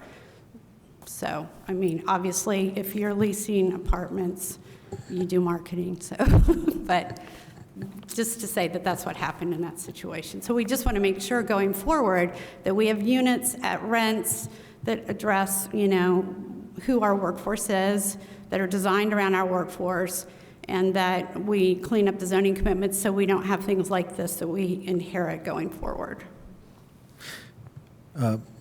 Jackie, could you maybe just provide a little more detail? Who has to, on the City of Bloomington side, who has to accept the language of that zoning commitment? And what is it that gets held up if, until we agree on that zoning commitment? Is it, we have to have that in place before construction starts, before they get a building Yeah, so permit? usually there would be a condition of approval on whatever the petition was. So for example, if it was just, you know, if it was a site plan and then the condition said you need to have this zoning commitment by, and then, you know, occupancy, or when you start pulling permits, or, you know, depending on what the zoning commitment is for, we would attach So that it could to vary on a something project-to-project else. basis, Yes. yeah. Yeah, and But- the zoning commitment should be with this body. So zoning commitments typically are between the petitioner and the plan commission. So that's why, for example, like Ms. LaFontaine mentioned, that's why Rolado had to come back here, because the zoning, in order to change, so you did two things for them. You let them change their district ordinance and preliminary plan so that they were allowed to do the payment in lieu, and then you let them end the previous zoning commitment, knowing that they were going to write a new one for the new agreement. So we see zoning commitments for all, you know, all kinds of things, and if people want them to be changed, they have to request that you change them. I mean, I recall several instances where we had a condition of approval that said a zoning commitment would be recorded, but I don't recall specific cases where we were reviewing the final language of those zoning commitments. Yes, I'm sorry. So they have to come here to have them removed, but staff will make sure that the language is adequate based on whatever they said they were going to commit to at the time. Got it, okay, thanks. Any other questions? On the 144 units, what is that a percentage of? Like, of how many units total that you guys are surveying? I'm sorry, So what, can you give me a percentage? You gave us the number, which feels like a huge number, but what is that? What's the percentage on our overall available units? of the available units? Yeah, or of yeah, I guess the existing units. Workforce housing units, or? I guess what that's based on. Is there a percentage in there? I'm just, Like how many we've approved already, and then how many are vacant? well, yeah, I mean, we have 140 units that are vacant. Of what would the occupancy percent or the vacancy percentage be? I'm Gosh, just, I need my calculator, hold on. yeah, I'm just curious. No. Is that overall? I think you're asking, what's the total number of affordable units Yes. that are vacant right now? Or total, the percentage of The the total percentage, I that just- are. that are- It's Yeah. about 55% are vacant. Okay. We have 254 workforce housing Yeah, units. yeah, workforce housing units, but we're Okay. not talking about units total. Yes, gotcha. Yeah. Okay, no, that's perfect, that's what I Yeah. wanted. Okay, thank you. You wanna- Go ahead, Commissioner Smith. We changed this to 90 to 70. This isn't retroactive. So those units that are existing vacant don't have to meet the new rule because they have a recordable commitment for what's there. No, but what's wonderful is that my tenant-based rental assistance can supplement the rents and get those people in units anywhere, including that complex. Yeah, I'm with you there. I just want to, we were talking about how do we get these filled. This doesn't fill those units. It doesn't fill those units, but I don't want any more coming through right now that are going to exacerbate the problem. All right, any other questions? Commissioner Stossberg, go ahead. Thank you. First, I want to thank Ms. Killian Hansen and Ms. LaFontaine for coming tonight and having such an extensive presentation. I kind of heard a lot of this last summer in terms of these things, and I appreciate the way that you've presented it tonight for the Planning Commission and the community. Second, I want to, this is maybe a little bit of a, actually, okay, so the question, I guess, related is who writes our workforce housing requirements in terms of saying they have to work 35 hours a week, they have to be independent, that stuff? I believe it's in the administrative manual, correct? I just searched the administrative manual for 35 hours a week and it wasn't there, so I don't know where that comes from. I believe it is. There are guidelines that are on our website that we inherited as well. We did attempt to lower the working requirement from 35 to 30 on one of those projects, just trying to fill the unit, saying, you know, I support that, so can we make this happen? And even the attempt to qualify tenants that were only working 30 did not work either. Okay, I guess But I didn't answer. between last week's meeting and last summer and what you said tonight, I feel like one of the huge struggles that we have in terms of those 140 vacant units is that they are in student-centric housing right now, and that our workforce requirements really don't serve students because very few students count as independent. And so that ends up being a disconnect. And even if you are an independent student, if you're managing to be independent and be a full-time student and work 35 hours a week, that's like Superman level kind of time commitments there. So I guess I'm saying I would be supportive of refiguring that somehow, especially in like to address these specific units that are in student-centric housing, to try to meet the needs of the low-income students that we have. Because we know, I mean, there are totally low-income students. Like, There are. There absolutely are. And it would be great if we could get them somehow into those units in one way or another. Secondly, I want to go back into one of your pilot programs, which is the tenant-based rental assistance.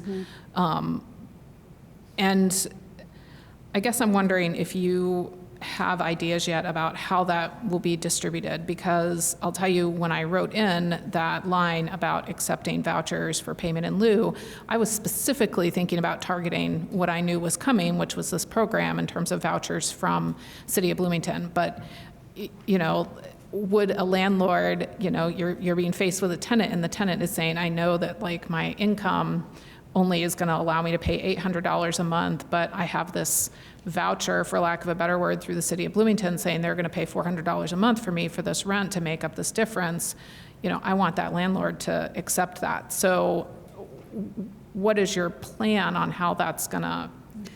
I don't think that it's going to have quite the negative connotation, and we haven't figured out all of the details quite yet, but it may just be that we're not interacting with the landlord, that perhaps we're giving that money to the tenant with some real strict guidelines associated with it. You know, I don't want to highlight somebody's inability to pay for the unaffordable rent in a building. I guess my concern with that is having dealt with at least a couple of landlords, one of the things that one of them required was that they showed proof of income that meant that their income was more than three times maybe, the rent that they are expected to pay. And so without seeing that City of Bloomington piece as part of their income, they would have been rejected outright for this particular unit. So I think that was my motivation very specifically in terms of that line. So I don't know how we can write that in terms of, you know, accepting vouchers as at least accepting City of Bloomington housing vouchers, and how we can accommodate that somehow. And I think that that's all, but I really want to emphasize that part of the workforce housing problem is certainly the AMI levels, but another part of it is that the types of builds that took advantage of it are not the types of buildings that are then going to end up attracting the people who most need to use it. And so that's kind of a different gap of trying to figure out how we can do that. Yeah. So thanks. Thank you. You have a question? Yeah, thank you. First, I want to thank Director Killian Hansen for coming and giving us an update of kind of how her administration is kind of looking at this, her office. My question is, kind of with the language we're reading, Could you explain kind of the involvement you've had with the amendment we're reviewing today? Like, were you approached and asked for feedback about this proposed language and changes? And do you see that, I know that you addressed as, consuming the elephant one bite at a time, but could you kind of just give us a recap of how they approached you and discussed this? Because from my understanding, this was something that was brought forward from the Common Council, and then. It was, but it was, it came from multiple discussions with council over time about some of the issues that we were having, and just a recognition that this is not helpful to our overall housing market. So yes, Hopi has been in contact with us. I think she sponsored the legislation, and Stephanie and I have both reviewed it a couple of different times before it was presented to council. So we do support it. And to follow up, I guess, do you think this is going to be the first time of a few different proposed amendments to address this affordable workforce housing question? Yes and no. I think that there's multiple things that need to be reevaluated. Not just workforce housing, but. Thank you. Oh, go ahead. I just want to address that a little bit too, because one of the things that Director Killian Hansen highlighted on the screen was the 2020 housing study that identified that what we really need a whole lot more of also are the under 500 rents. And that is something that also went through as a resolution from council asking for a definition of a single room occupancy. And that also passed council last November and is somewhere in the departments. They're still figuring out the recommendation on that. And so we'll ultimately see that with preliminary language in the way that we've seen this. And it just hasn't made it through the plan department's network. But of course you can see that, and I could find the specific meeting, or perhaps Ms. Scanlon could, in terms of, like, you could see the language of that resolution, because it's public record, it already passed through council. So yeah.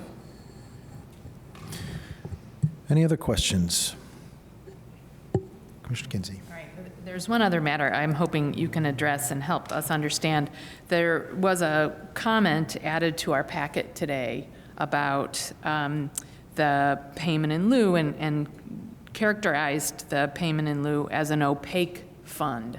An opaque fund? Opaque fund. I've not And heard that. I wonder if you could talk a little bit about how the payment in, what is an important thing to describe and to make it less opaque, to make it more transparent to the community what this is, what this purpose is and what it does. Sure. Well, that's a very good question. Every year, I have to go to council to ask how much of it I want appropriated for projects. We accept applications. They're on our website all the time. So the application is open all year round. Stephanie and I review them with our team to see what is a good investment and what isn't. We have a rubric we run things through to make sure that we're accomplishing the housing goals for the community before we make an investment, and then we move forward. So a lot of it is just an application basis, which is not necessarily opaque. It's just a rolling application. Yeah, I guess I also wonder if there are some ways that we might shine more of a spotlight on the Housing Trust Fund and what it's doing for our community, and do some more public, whether it's celebrations or acknowledgments of what it's allowing and permitting us to do, so that it doesn't get, I think it's demonized in lots of ways. Misunderstood. Misunderstood, It's, it's not something that's in the spotlight. And I agree, HAND did dozens of projects last year that I don't think everybody really knows about. And we did a terrible job of the advertising it or saying, like, here's what your tax dollars are doing. So we recognize that, and hopefully we'll be rolling out some 2024 PR on what we've invested in, and then moving forward, try to keep it more regular. Thank you. All right, last call for questions before we go to public I just comment. agree with the letter that Dave Hartstead sent. I very much agree. I think it's about transparency. I think it's calling for government transparency, especially with a fund this large, especially with projects that we approve, and we know how much the payment in lieu amounts are. So I think I agree, like celebrate it, but also account for it and show us very clearly where that money's going. Absolutely. I do give a report in the budget every year to council about how the money was spent, so it is out there. And then when I went to council this last year for our budget, asked for that additional appropriation for the year. So it is out there, but it's not widely out there. So I agree, but I don't want anybody to think it's opaque. It's not secret. We're just doing good work all the time.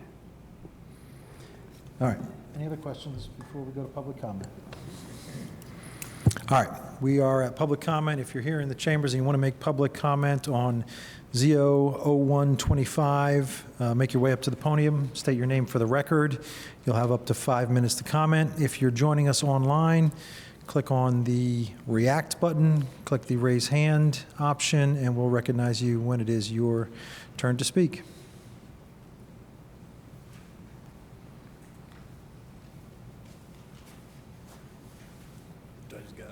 Step right up, state your name for the record, and you'll have 5 minutes. I hopefully won't take 5 minutes. I'm Ryan Still. I work at the Bloomington Housing Authority, or Summit Hill Community Development Corporation. I had initially come here just to comment on the proposal that if you work with the payment in lieu, accepting vouchers would be part of that.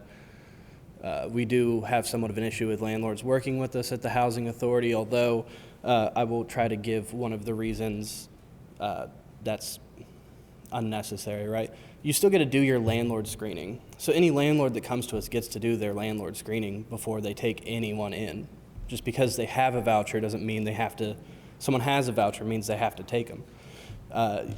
So they're really the only addition to the whole process that could be seen as negative is that we have an additional inspection.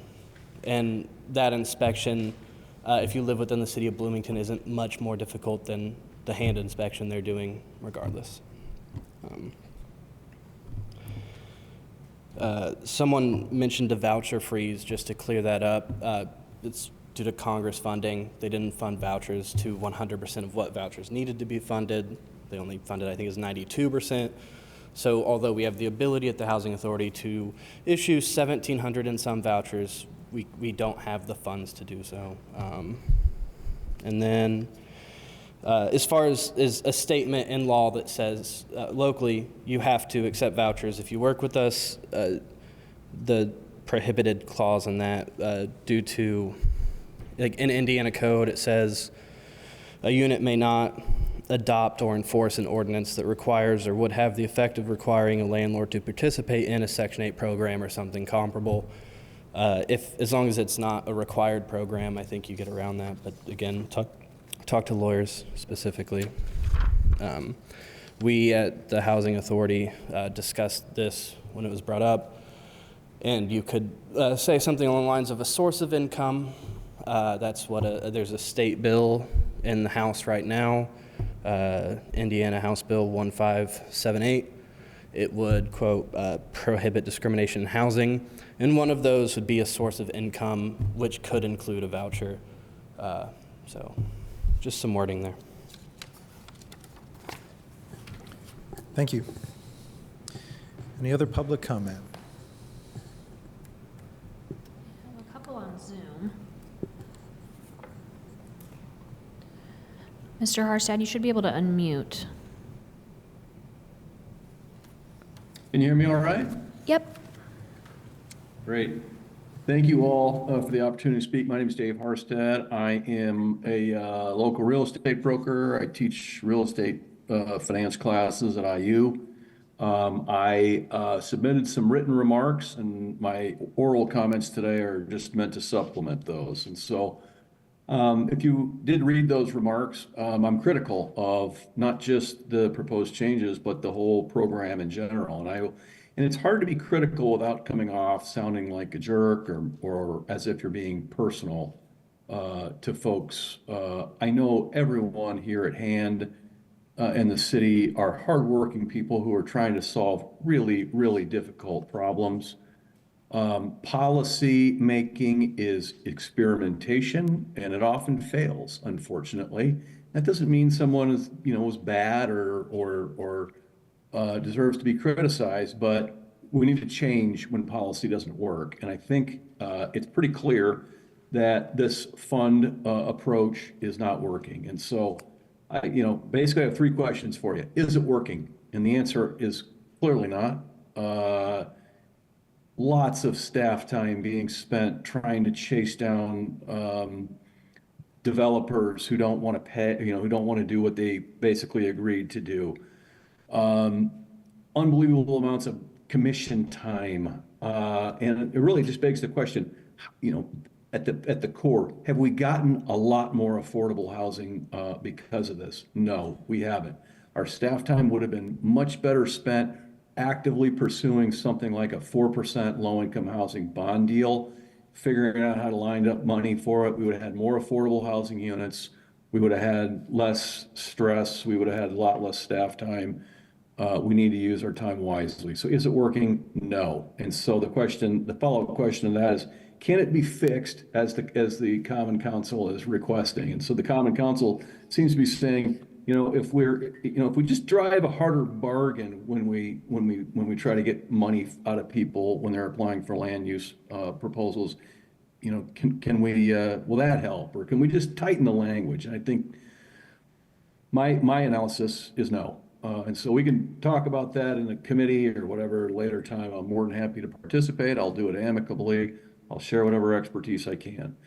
Question number two is, are we getting a better built environment because of these programs? And I think the answer to that is definitively no. The largest payers into the system are projects that, honestly, I think you ask most Bloomingtonians whether they're great for our community or not, and I think you might get mixed reviews.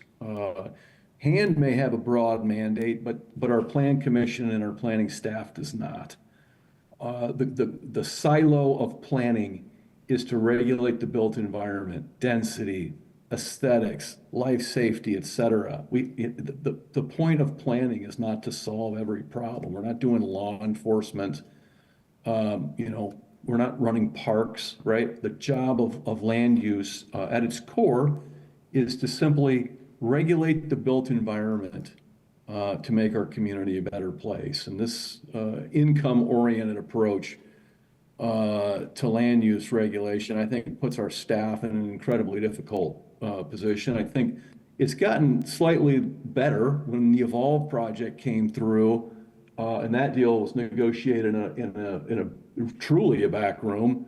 That deal, citizens should have banded together and filed a lawsuit. That truly was opaque. It's less opaque now, but it's still not resulting in a better built environment. And so that really leads to my last point is this good government?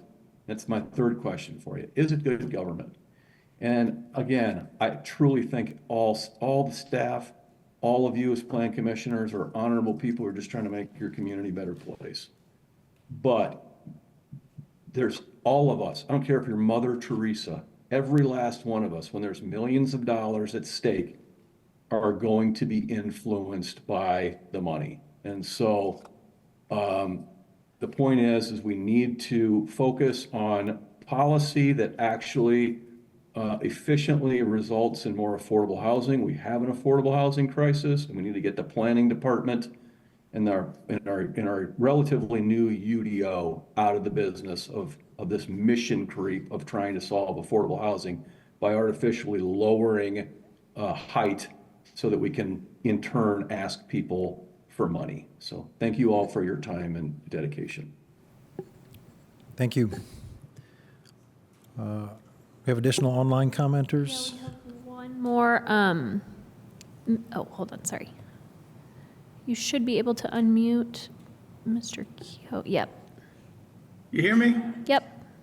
I'm Kevin Keogh. I listened to the council meeting last week when discussing Relato and, you know, these, what do you call them, these, well, workforce affordable units that weren't being filled.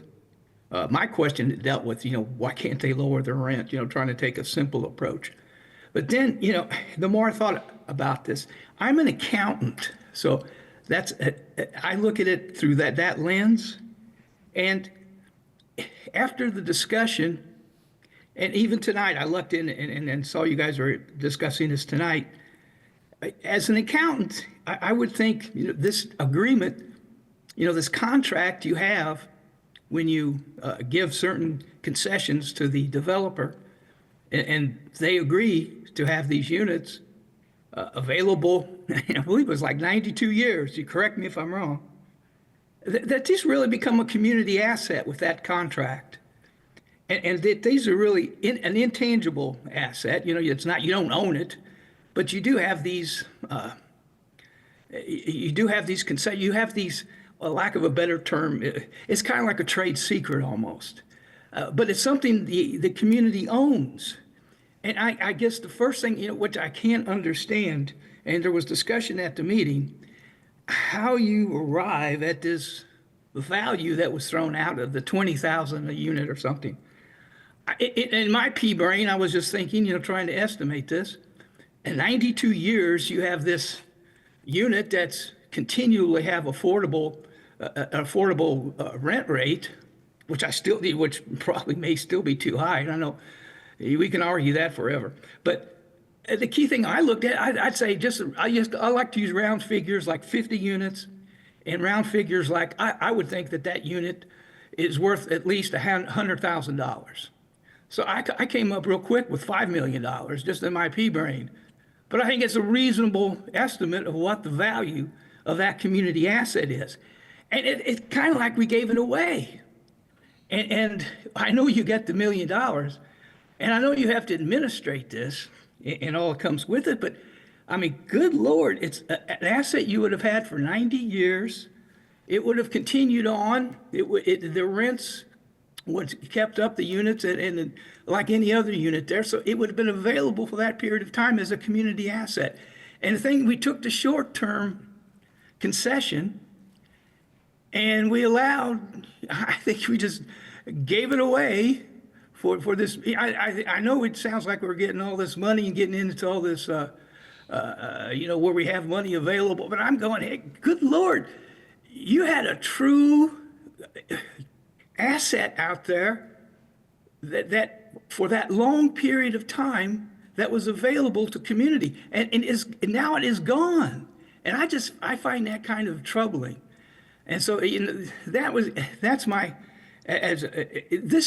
this whole discussion, it started with, I started attending the council members have these outreach meetings where they, with their constituents. And just listening to what's going on here, to me, I find it troubling. And I don't want to get into, like, it sounds almost like a conspiracy to keep rates, you know, these rental rates high and just to focus on student housing. But I don't want to go there. So but I just want to make it known, you know, from an accounting standpoint, and from the realization that, yeah, this is truly an asset, and it truly was an asset. And the 150 you have now, I would think, is an asset. And you need to act like a fiduciary. That is, you need to make sure that the developer is abiding by the terms of the agreement. And by all means, they can't just arbitrarily change the agreement. And I find that kind of, I mean, good gosh, how did that happen? So anyway, I'll leave it at that. I appreciate the opportunity to kind of talk about this with you all. It is something I do find frustrating and very complex. But when I look at it as an accountant, I see it more as, boy, this was a missed opportunity that we had, and we lost it. And I don't think that's in the best interest of the community. Thank you. Thank you. We'll go back here to the council chambers now for some additional comment. All right. Good Good evening. My name is Jen Pearl, and I'm president of the Bloomington Economic Development Corporation. We're a nonprofit. We serve all of Monroe County in convening folks around economic development strategy, but also attracting and growing quality jobs in the community. Housing is very critical for us because housing is tied to quality of life, as well as a great workforce that you can attract in a community, and that is critical for having a great employer base as well. So it's a virtuous circle. First, I wanted to say thank you for the really informative presentation this evening. It was really helpful. And also thank you to everyone here for focusing on housing. Our data shows that our community is currently on an aging trajectory. Our prime working age population is also on a shrinking trajectory countywide. And our largest employers have indicated that around half of their staff commute from outside of Monroe County. If anyone ever wants more detailed information on all of that, we'd be happy to provide it. But housing is actually a really critical component of this. We know by the data and anecdotally that we're losing great workers in our community because they are having to move outside of the community, either due to housing availability or cost as well. Developing attainable housing requires pulling many different levers in the whole housing development process. And so I wanted to come this evening to offer whatever support we can through the BEDC for developing these policies. We were really actively engaged with the county development ordinance this past year. We worked with both chambers of commerce as well as Baskey, BBOR, and Habitat for Humanity to convene people. We convened a group of around 80 subject matter experts from across the community to look at what was being proposed and provide feedback on those things. So whether it's this policy or upcoming considerations of policy to better develop workforce housing, we want to be able to be a partner and provide great data and great connections with experts across the community. So at that, I think our data is actually currently available on our website, bloomingtonedc.com, including wage data for Bloomington and Ellisville and Monroe County. So it looked actually like the AMI data up there was tied to countywide. There is more specific Bloomington data available there as well. But please don't hesitate to reach out to us if we can be a resource. And thank you again for considering all of these questions because it is very critical for a vibrant community in the future. Thank you. Thank you. Any additional public comment?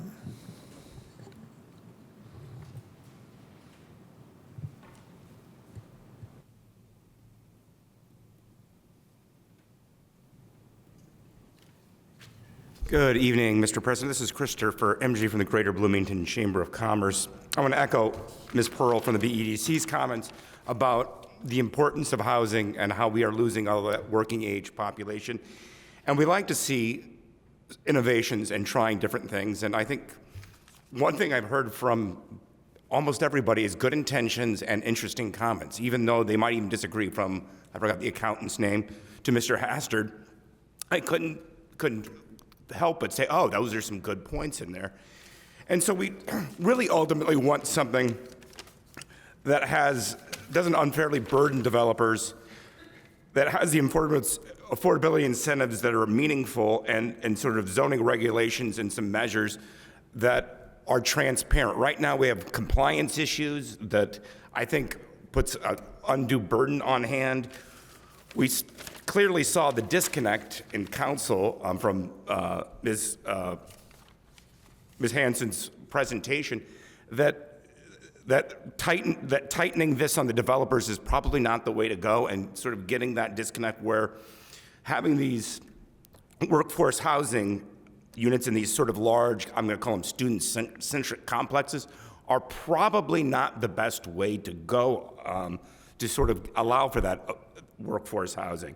I mean, and the biggest thing I think when we come to the planning department here where you're approving these sort of guidelines is that the entity seeking the approval is not the one making the long-term owner operator of the property. There's a disconnect there. And if they're not along the whole way, we've seen that they're, as we've heard, lawyering up. And then it becomes a lot of time wasted, as Mr. Hassert said, for all parties concerned. Where did we see the sort of success in the workforce housing? It's the one that were owner-rented properties.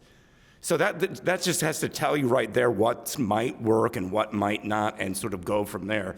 I don't have a silver bullet on this, and I think going to the working group that we've worked with BEDC and working with some of the developers there, the Bosky, I think is a way to go on this. It is an important issue. We're not going to solve affordability. Markets are markets, right? The price of land is the price of land.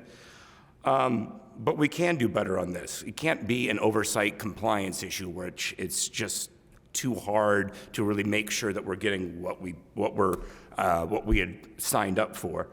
So, what I'm recommending is some constant changes on how we're sort of looking at the UDO, and also looking at what our priorities are and kind of really thinking what we can do and what we can't do.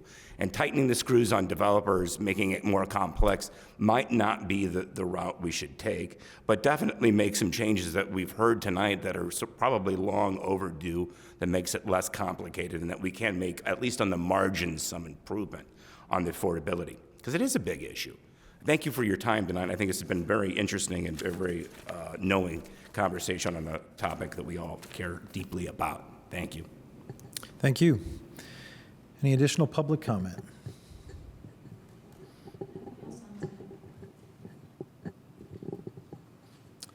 All right, last call for public comment. Okay, we are back then to the commission for any final discussion or a motion. I'd like to maybe start by posing a question to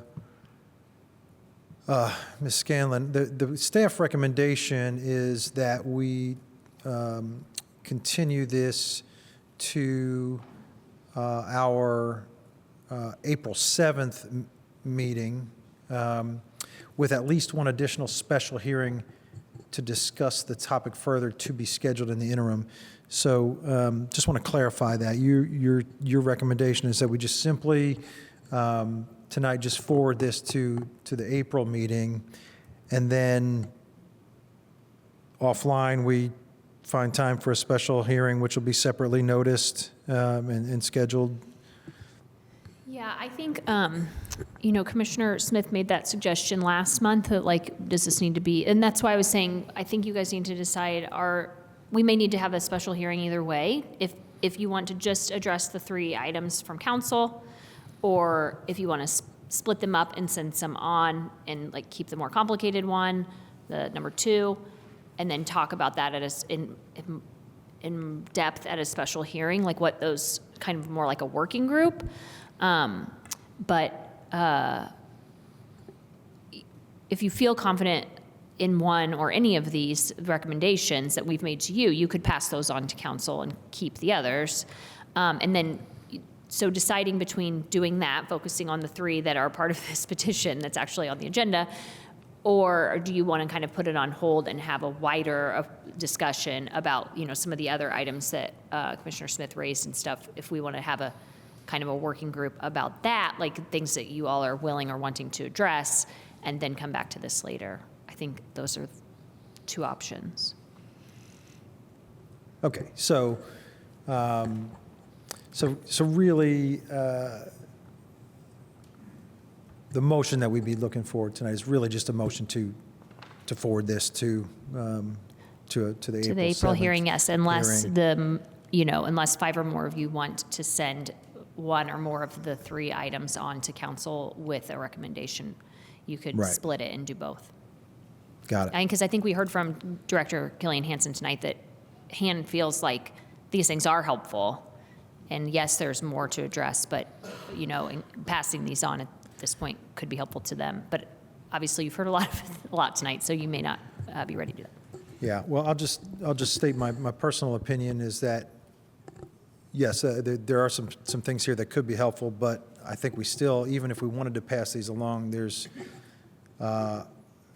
some more work that needs to be done. For example, even if we wanted to pass on the requirement for vouchers, I wouldn't feel comfortable doing that without having a definition of vouchers and which apply and so forth. So that's my personal opinion that, you know, even if there are things we want to pass along, we probably need at least another session to clarify some of this language and make sure what we're passing along is going to be able to be implemented. And I also sense that there's a desire from some commissioners to look much more broadly than just what's included in this. So I think what might be useful is just if everybody can kind of share their opinion on what you'd like to see the next steps be. And then that'll give staff a little bit of guidance on how to schedule work sessions or special sessions or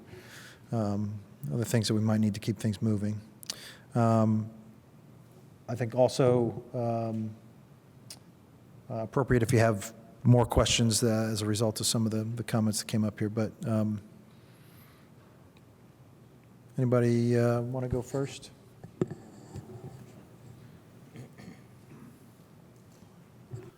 I remember having some of these discussions during the UDO process, and I remember checking in with the administration of how these incentives are working. I followed that last amendment to the workforce housing and then the payment in lieu.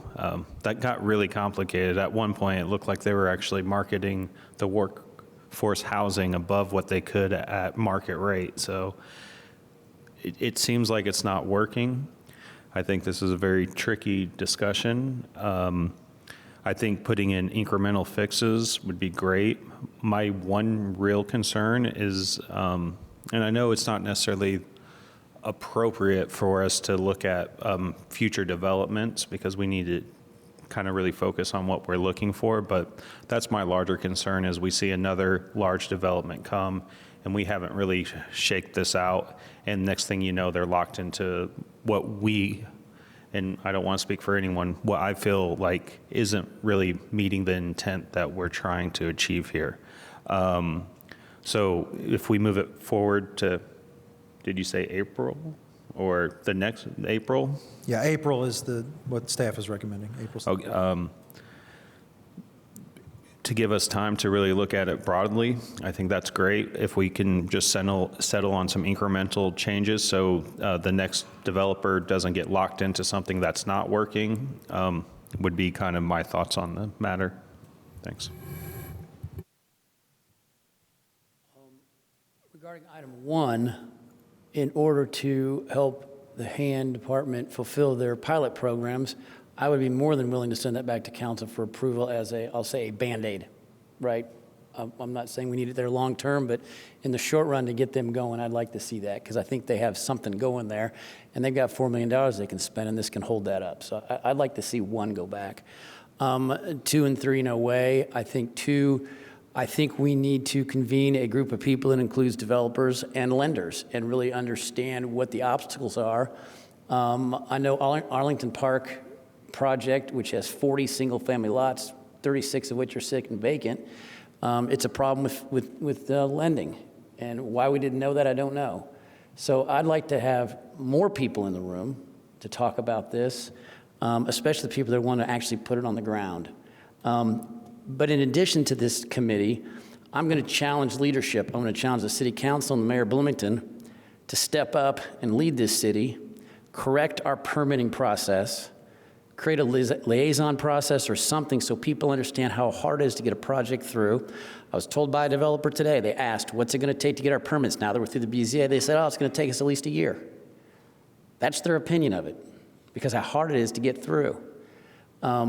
I hear these horror stories every day, and I'm one person actually petitions before these bodies, and it's really, really difficult. There is no clear path to success, and a lot of misunderstanding. So I really want to see a subcommittee put together to discuss this for real, not just Band-Aids and not just make-believe, and find some real solutions. I'd like to give HAND a tool today, 79%, to give them a chance to try their pilot project so they can report back to us in a year. And I'd like to have BEDC or somebody involved with helping us put this subcommittee together to really talk to people, to really try to understand what the failures are in the programs we've worked on to date. And then I'd like to see the city step up and fix permitting process. Commissioner Smith, can I just ask you for clarification? When you suggested a subcommittee, which would imply just a subset of this group. Yeah, I don't know what that means. But I'm not defining that. So I'd like to have a group get together and talk about this of real stakeholders. Yeah. Yeah. Not just Not members just of this us. group. Yeah. Okay. Good. Commissioner Cochran? So, Ms. Scanlon, listening to Commissioner Smith, how would that look from a planning department? Or Well, yeah, we could like reach out to BEDC or the chamber and see if they have suggestions, depending on kind of the guidance you guys give as a body tonight. And we could do either, we could have special hearings just for you guys or set up like we've done, when we did the UDO, obviously we had outreach meetings with members of the community and do something similar there. Okay. So I obviously support another discussion in April, but I do feel that there needs to be a larger discussion because there's a lot more issues that need to be hammered through. I am open to Commissioner Smith's suggestion on item 1. I think for discussion purposes, I think if that's something that would give tools to hand and help utilize some of the housing fund, I would be for that. But I do feel that we need to have the incremental meetings, whether they're special meetings or subcommittee meetings or however that works. Thanks. Mr. Kinsey? I also agree that if Hand thinks that we can do something by adjusting the AMI to get a little closer to wage, that I would be in support of changing number 1 as well. Number 2 just seems enormous on this proposal, but I do think it's worth examining if we're really using all the current levers that are available to us. I also am persuaded by some of the things that, nice that Dave Harsted's name is right up there. Dave Harsted was saying about assuring and clarifying the role of planning in land use. And, well, that is our clear role, but how that relates to larger affordable housing issues. I think it is a good question, and perhaps we need to recenter some of that work. So I think that could be part of the assessment that's implied in number 2. I am interested in seeing what more we can do with vouchers. I would like to take more advantage of those, so I'm interested in the 3rd proposal. I don't know if it will work in its current form, so I just want to make sure we don't implement something else that's going to not work in the way that we had hoped. But I think deploying vouchers in a different way is an important goal. The 4th thing on my list is more transparency with the housing trust funds. I think we have some, the Director Killian Hansen mentioned, kind of promotion on this, and I think it's public education about what these funds are and how they'll be used. So I think that needs to be done in parallel with some of these efforts, or we're just going to keep facing opposition about what those funds are supposed to be for and how they will be used.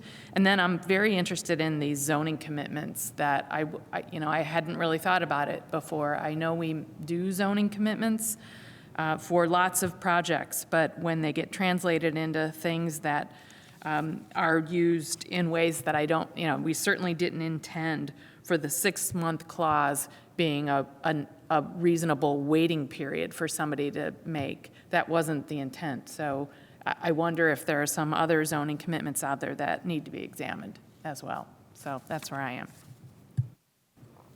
Thank you. Commissioner Stossberg?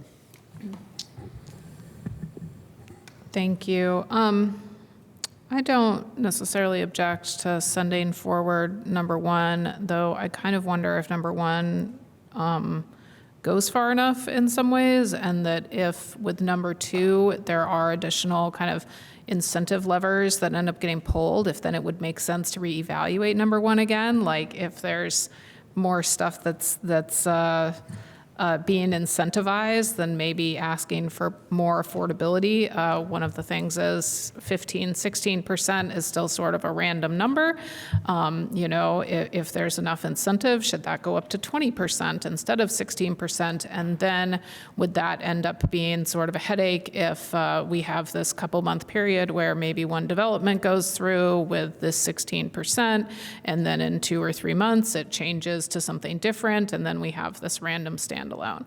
So I'm concerned about that and would be interested in hearing from staff whether they think that that might be a problem, just in terms of our going, well, let's move number 1 forward for now, but then it sounds like we're then open to changing number 1 an additional time if changes to number 2 and number 3 might warrant it. So I would be interested in hearing about that from staff, to whether they would see a challenge with that, I guess both planning staff and also hand staff, because there is like some measure of cost associated with like every time we change the UDO, there's some measure of paperwork, filing, et cetera, et cetera, et cetera. So to kind of do 2 changes in a short period of time to this one section I have potentially some concern with that. With regard to number 2, I'll emphasize again that one of the reasons why I made it really vague was because I wasn't sure, as not a professional, whether there were specific incentives that should be pulled, certain levers that would make a lot of sense. And at the time of my conversations, there wasn't any one specific lever that was identified to me through the plan department or other city offices that made sense, which is why that is written vaguely. Sorry and you're welcome all at the same time to folks up here who find that to be kind of a large conversation. And I'm definitely interested, when I put in number 3, legal seemed to be like, yes, because it is an optional opt-in program, that should be okay. And now it's like, ooh, well, maybe it's not. But I really do think that it is important that if somebody's going to pay in lieu, there's at least still some measure of folks being able to utilize, at the very least, the Bloomington Housing Development Fund programs in order to live in a place. And so I'm not sure quite how that needs to all balance out. But not sure if that gives anybody any kind of conclusion about what we should do right now. But I don't know if this is a moment for staff to answer my concern about forwarding number 1 and then forwarding it a second time later or not. Thanks. Thanks. Commissioner Ballard, any thoughts? First of all, I really, really appreciate Ms. Killian Hansen and the hand department being here. I think this is this is a very small step in the right direction to pass number 1 along. I'm willing to do that now because we were given the information that was needed to make that decision. That's a small victory, I would say, in the big scope of this thing. So I would be in full support of that. I think Commissioner Smith said it very well in the first meeting we had on this, and I agree. I think a subcommittee with the BEDC, this should not just be on us. There's so much that planning deals with that we have to deal with. It should be spread out. There's other decision makers out there, but I also think it's who has the ability, who has the energy for it, and really setting a timeline on the subcommittee to really task them as it's developed. Like put a deadline. We could talk in circles for a long time, and sometimes that happens. So I think having a very concrete plan for that subcommittee, which I'm all for, with a set timeline, would be great. Thank you. I agree. I think there is probably a bit of consensus on number 1. It is something that we probably could move forward quicker than some of these other things. But I do also agree with Commissioner Stossberg that there is a cost to every time we make a change to the UDO, not just in terms of administratively updating the documents, but we're talking about something that people are largely already confused about, and the more times we change it, the more confusing it's going to get. So for that reason, I would really prefer, even though I think we could get to consensus on that pretty quickly, I would still prefer to advance that along with, as part of the whole package, so that we could present a communication to the public, to the development community that, hey, this is how it works now. going forward and not have people's heads spinning with constant changes. So I think I will certainly take the initiative to work with staff and the mayor to get the structure of a working group or commission or subcommittee, whatever we decide to call it, together. I will work to make sure we are including other stakeholders, not just commissioners. I suspect that 2 months is probably not enough time to get that kind of work done, but I'm fine with April 7th, just so that we have something to force us to act. Even if that means on April 7th we come back and we have to continue this again, this will give us a sense of urgency, which I think is very, very important here. So open to any motion, but again, the staff recommendation was just that we forward this to the April 7th hearing. Go ahead, Commissioner Kinsey. Commissioner Stassberg asked about how onerous it is to make the change, and I appreciate what you were just saying about not wanting to confuse the public about numerous changes. But do we have a sense for how hard would it be to make this, or what is the cost of making that change to the AMI numbers? Well, changing it, making a recommendation to council would be us, you making a recommendation to council and doing the paperwork and certifying that to them, getting on their agenda. They do at least a first and a second reading. Like, that's the administrative cost, right? Mayor signing it. Updating the actual UDO, posting it online.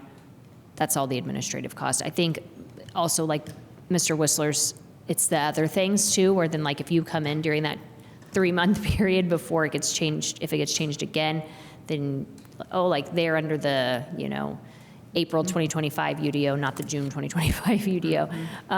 But you have to weigh the benefit, and I don't fully understand the benefit. So Ms. Killian Hansen may be able to speak to that better. Thanks. All right. Any final comments, questions, or motion? And if this is that important right now, Yeah. I'd like to know from her if this is really, really important to these incentives. Can you answer that? I'd be glad to. So do we have any business that's coming, any projects that are coming before us that may trigger any? We don't know. So that's my concern, is I don't want any to fly under the radar. Passing number 1 doesn't necessarily impact the Housing Development Fund for 2025. It's been appropriated. I've committed to certain projects. So making that change isn't going to impact that at this point. It will in the future, but not right this second. So it's up to you, but I think that we have a real recognition that we should not be targeting 80 to 120% AMI. Are there more things that we need to be looking at? Absolutely. Like, nobody here can say that there's not. There definitely are. My concern is if we wait until all of them are ready, is it going to be 2026? When is that going to be? When are we going to have time to get everything done? So like I said, I think it's one bite of an elephant. I would love to have a group. I would love to meet with any of you that would like to have a conversation, or collectively as a group. I'm not sure. I think we might have to do it as a working group if there's a quorum. But let's start working on it, please, and sooner than later. But 70 to 90 isn't extremely critical. I just don't want things to fly under the radar, and then it's just exacerbating the problem. So the other thing that I wanted to mention is that, if you're talking about changing the AMIs, voucher holders are typically 60% AMI and below. So if you really want to target voucher holders, then change the AMIs to target voucher holders. And I think that there's a fundamental question about, is this for workforce housing, or is it affordable housing, or is it both? And then we need to answer that and incorporate it. Thanks. Any other questions, comments, motions?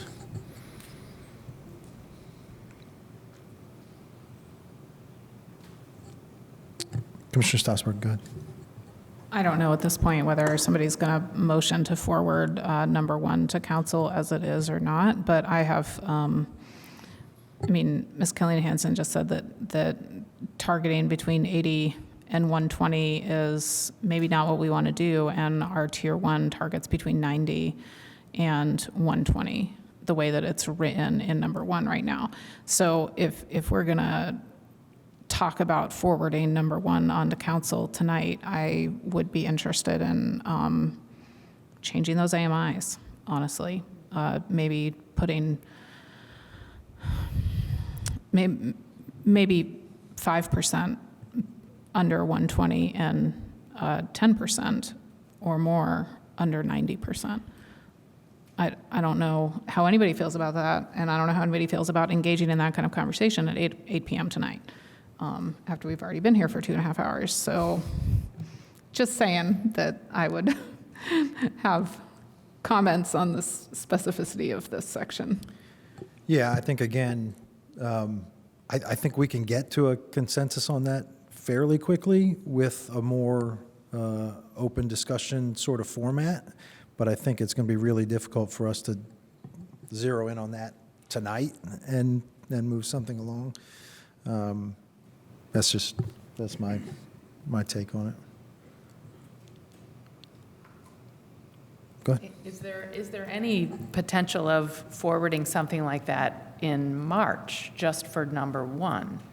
Could we just Yeah, you could just separate? continue the petition till March, and then at that hearing, if you feel more comfortable, if we have more, it depends on what you're wanting to do in the interim. But yeah, you could continue the petition till March and then do something in March if you'd like, depending on what information you want to know before then. Thanks. Jackie, to follow up on that, let's, hypothetically speaking, let's say a majority of the commission wanted to move along just number one, no other changes. Could the petition itself just be modified by staff between now and our next meeting to do that, or would we actually have to amend this petition since it's already been? Oh, no, we can, Fine. so this is just us giving you a suggestion. We're proposing language. If you're saying, we don't like this language, we want you to come back with X, Y, and Z, we can bring you different language in March. Okay. All right. Very good. Mr. President?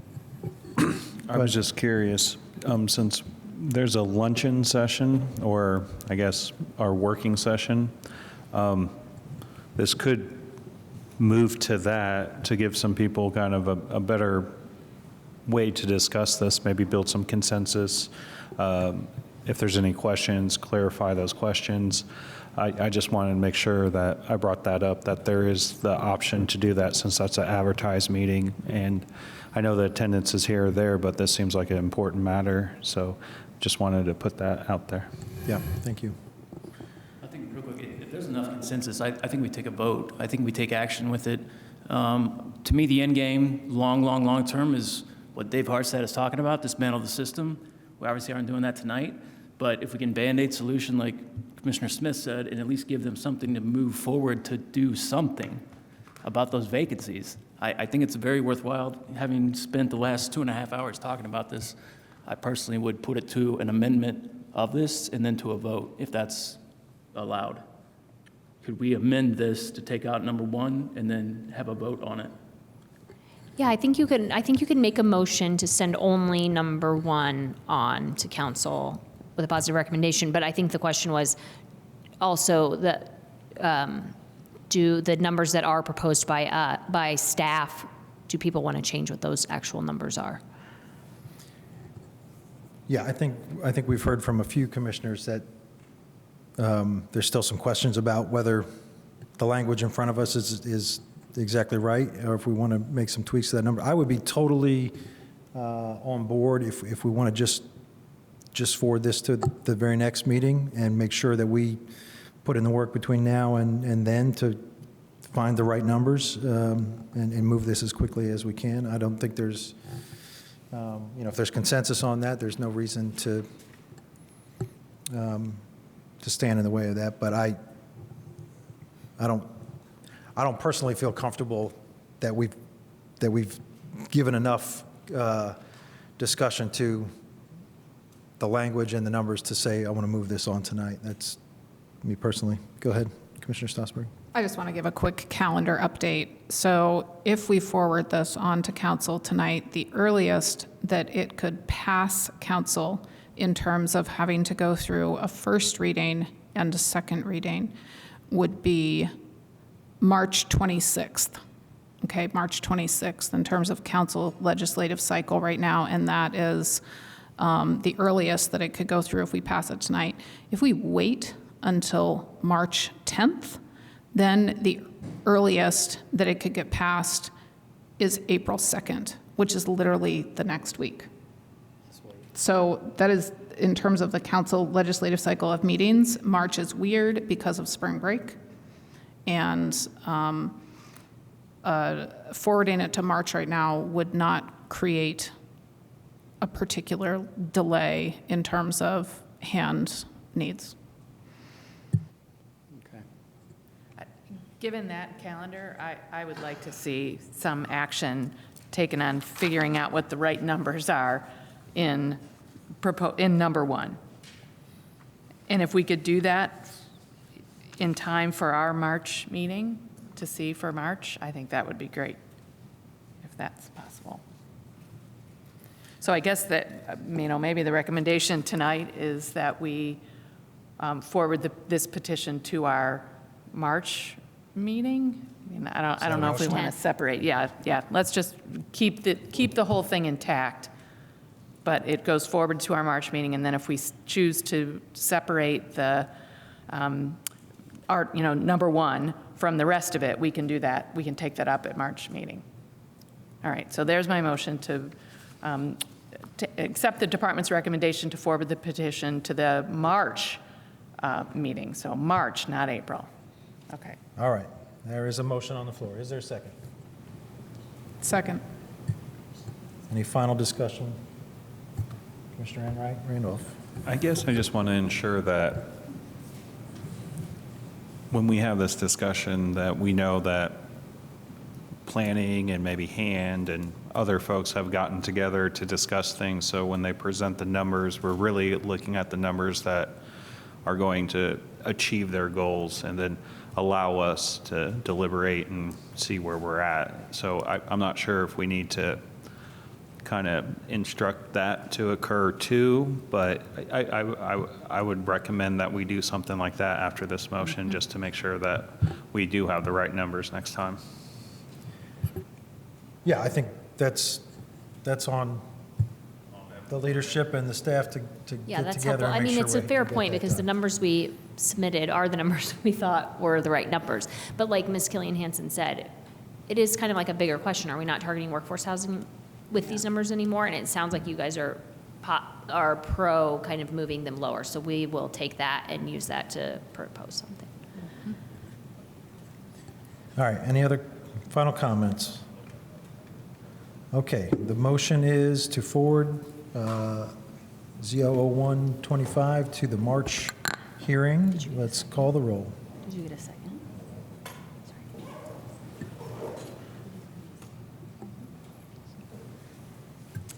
Kinsey, Yes. Smith, Yes. Stossberg, Yes. Whistler, Yes. Ballard, Yes. Cockrum, Yes. All right. Did we get everybody? Okay.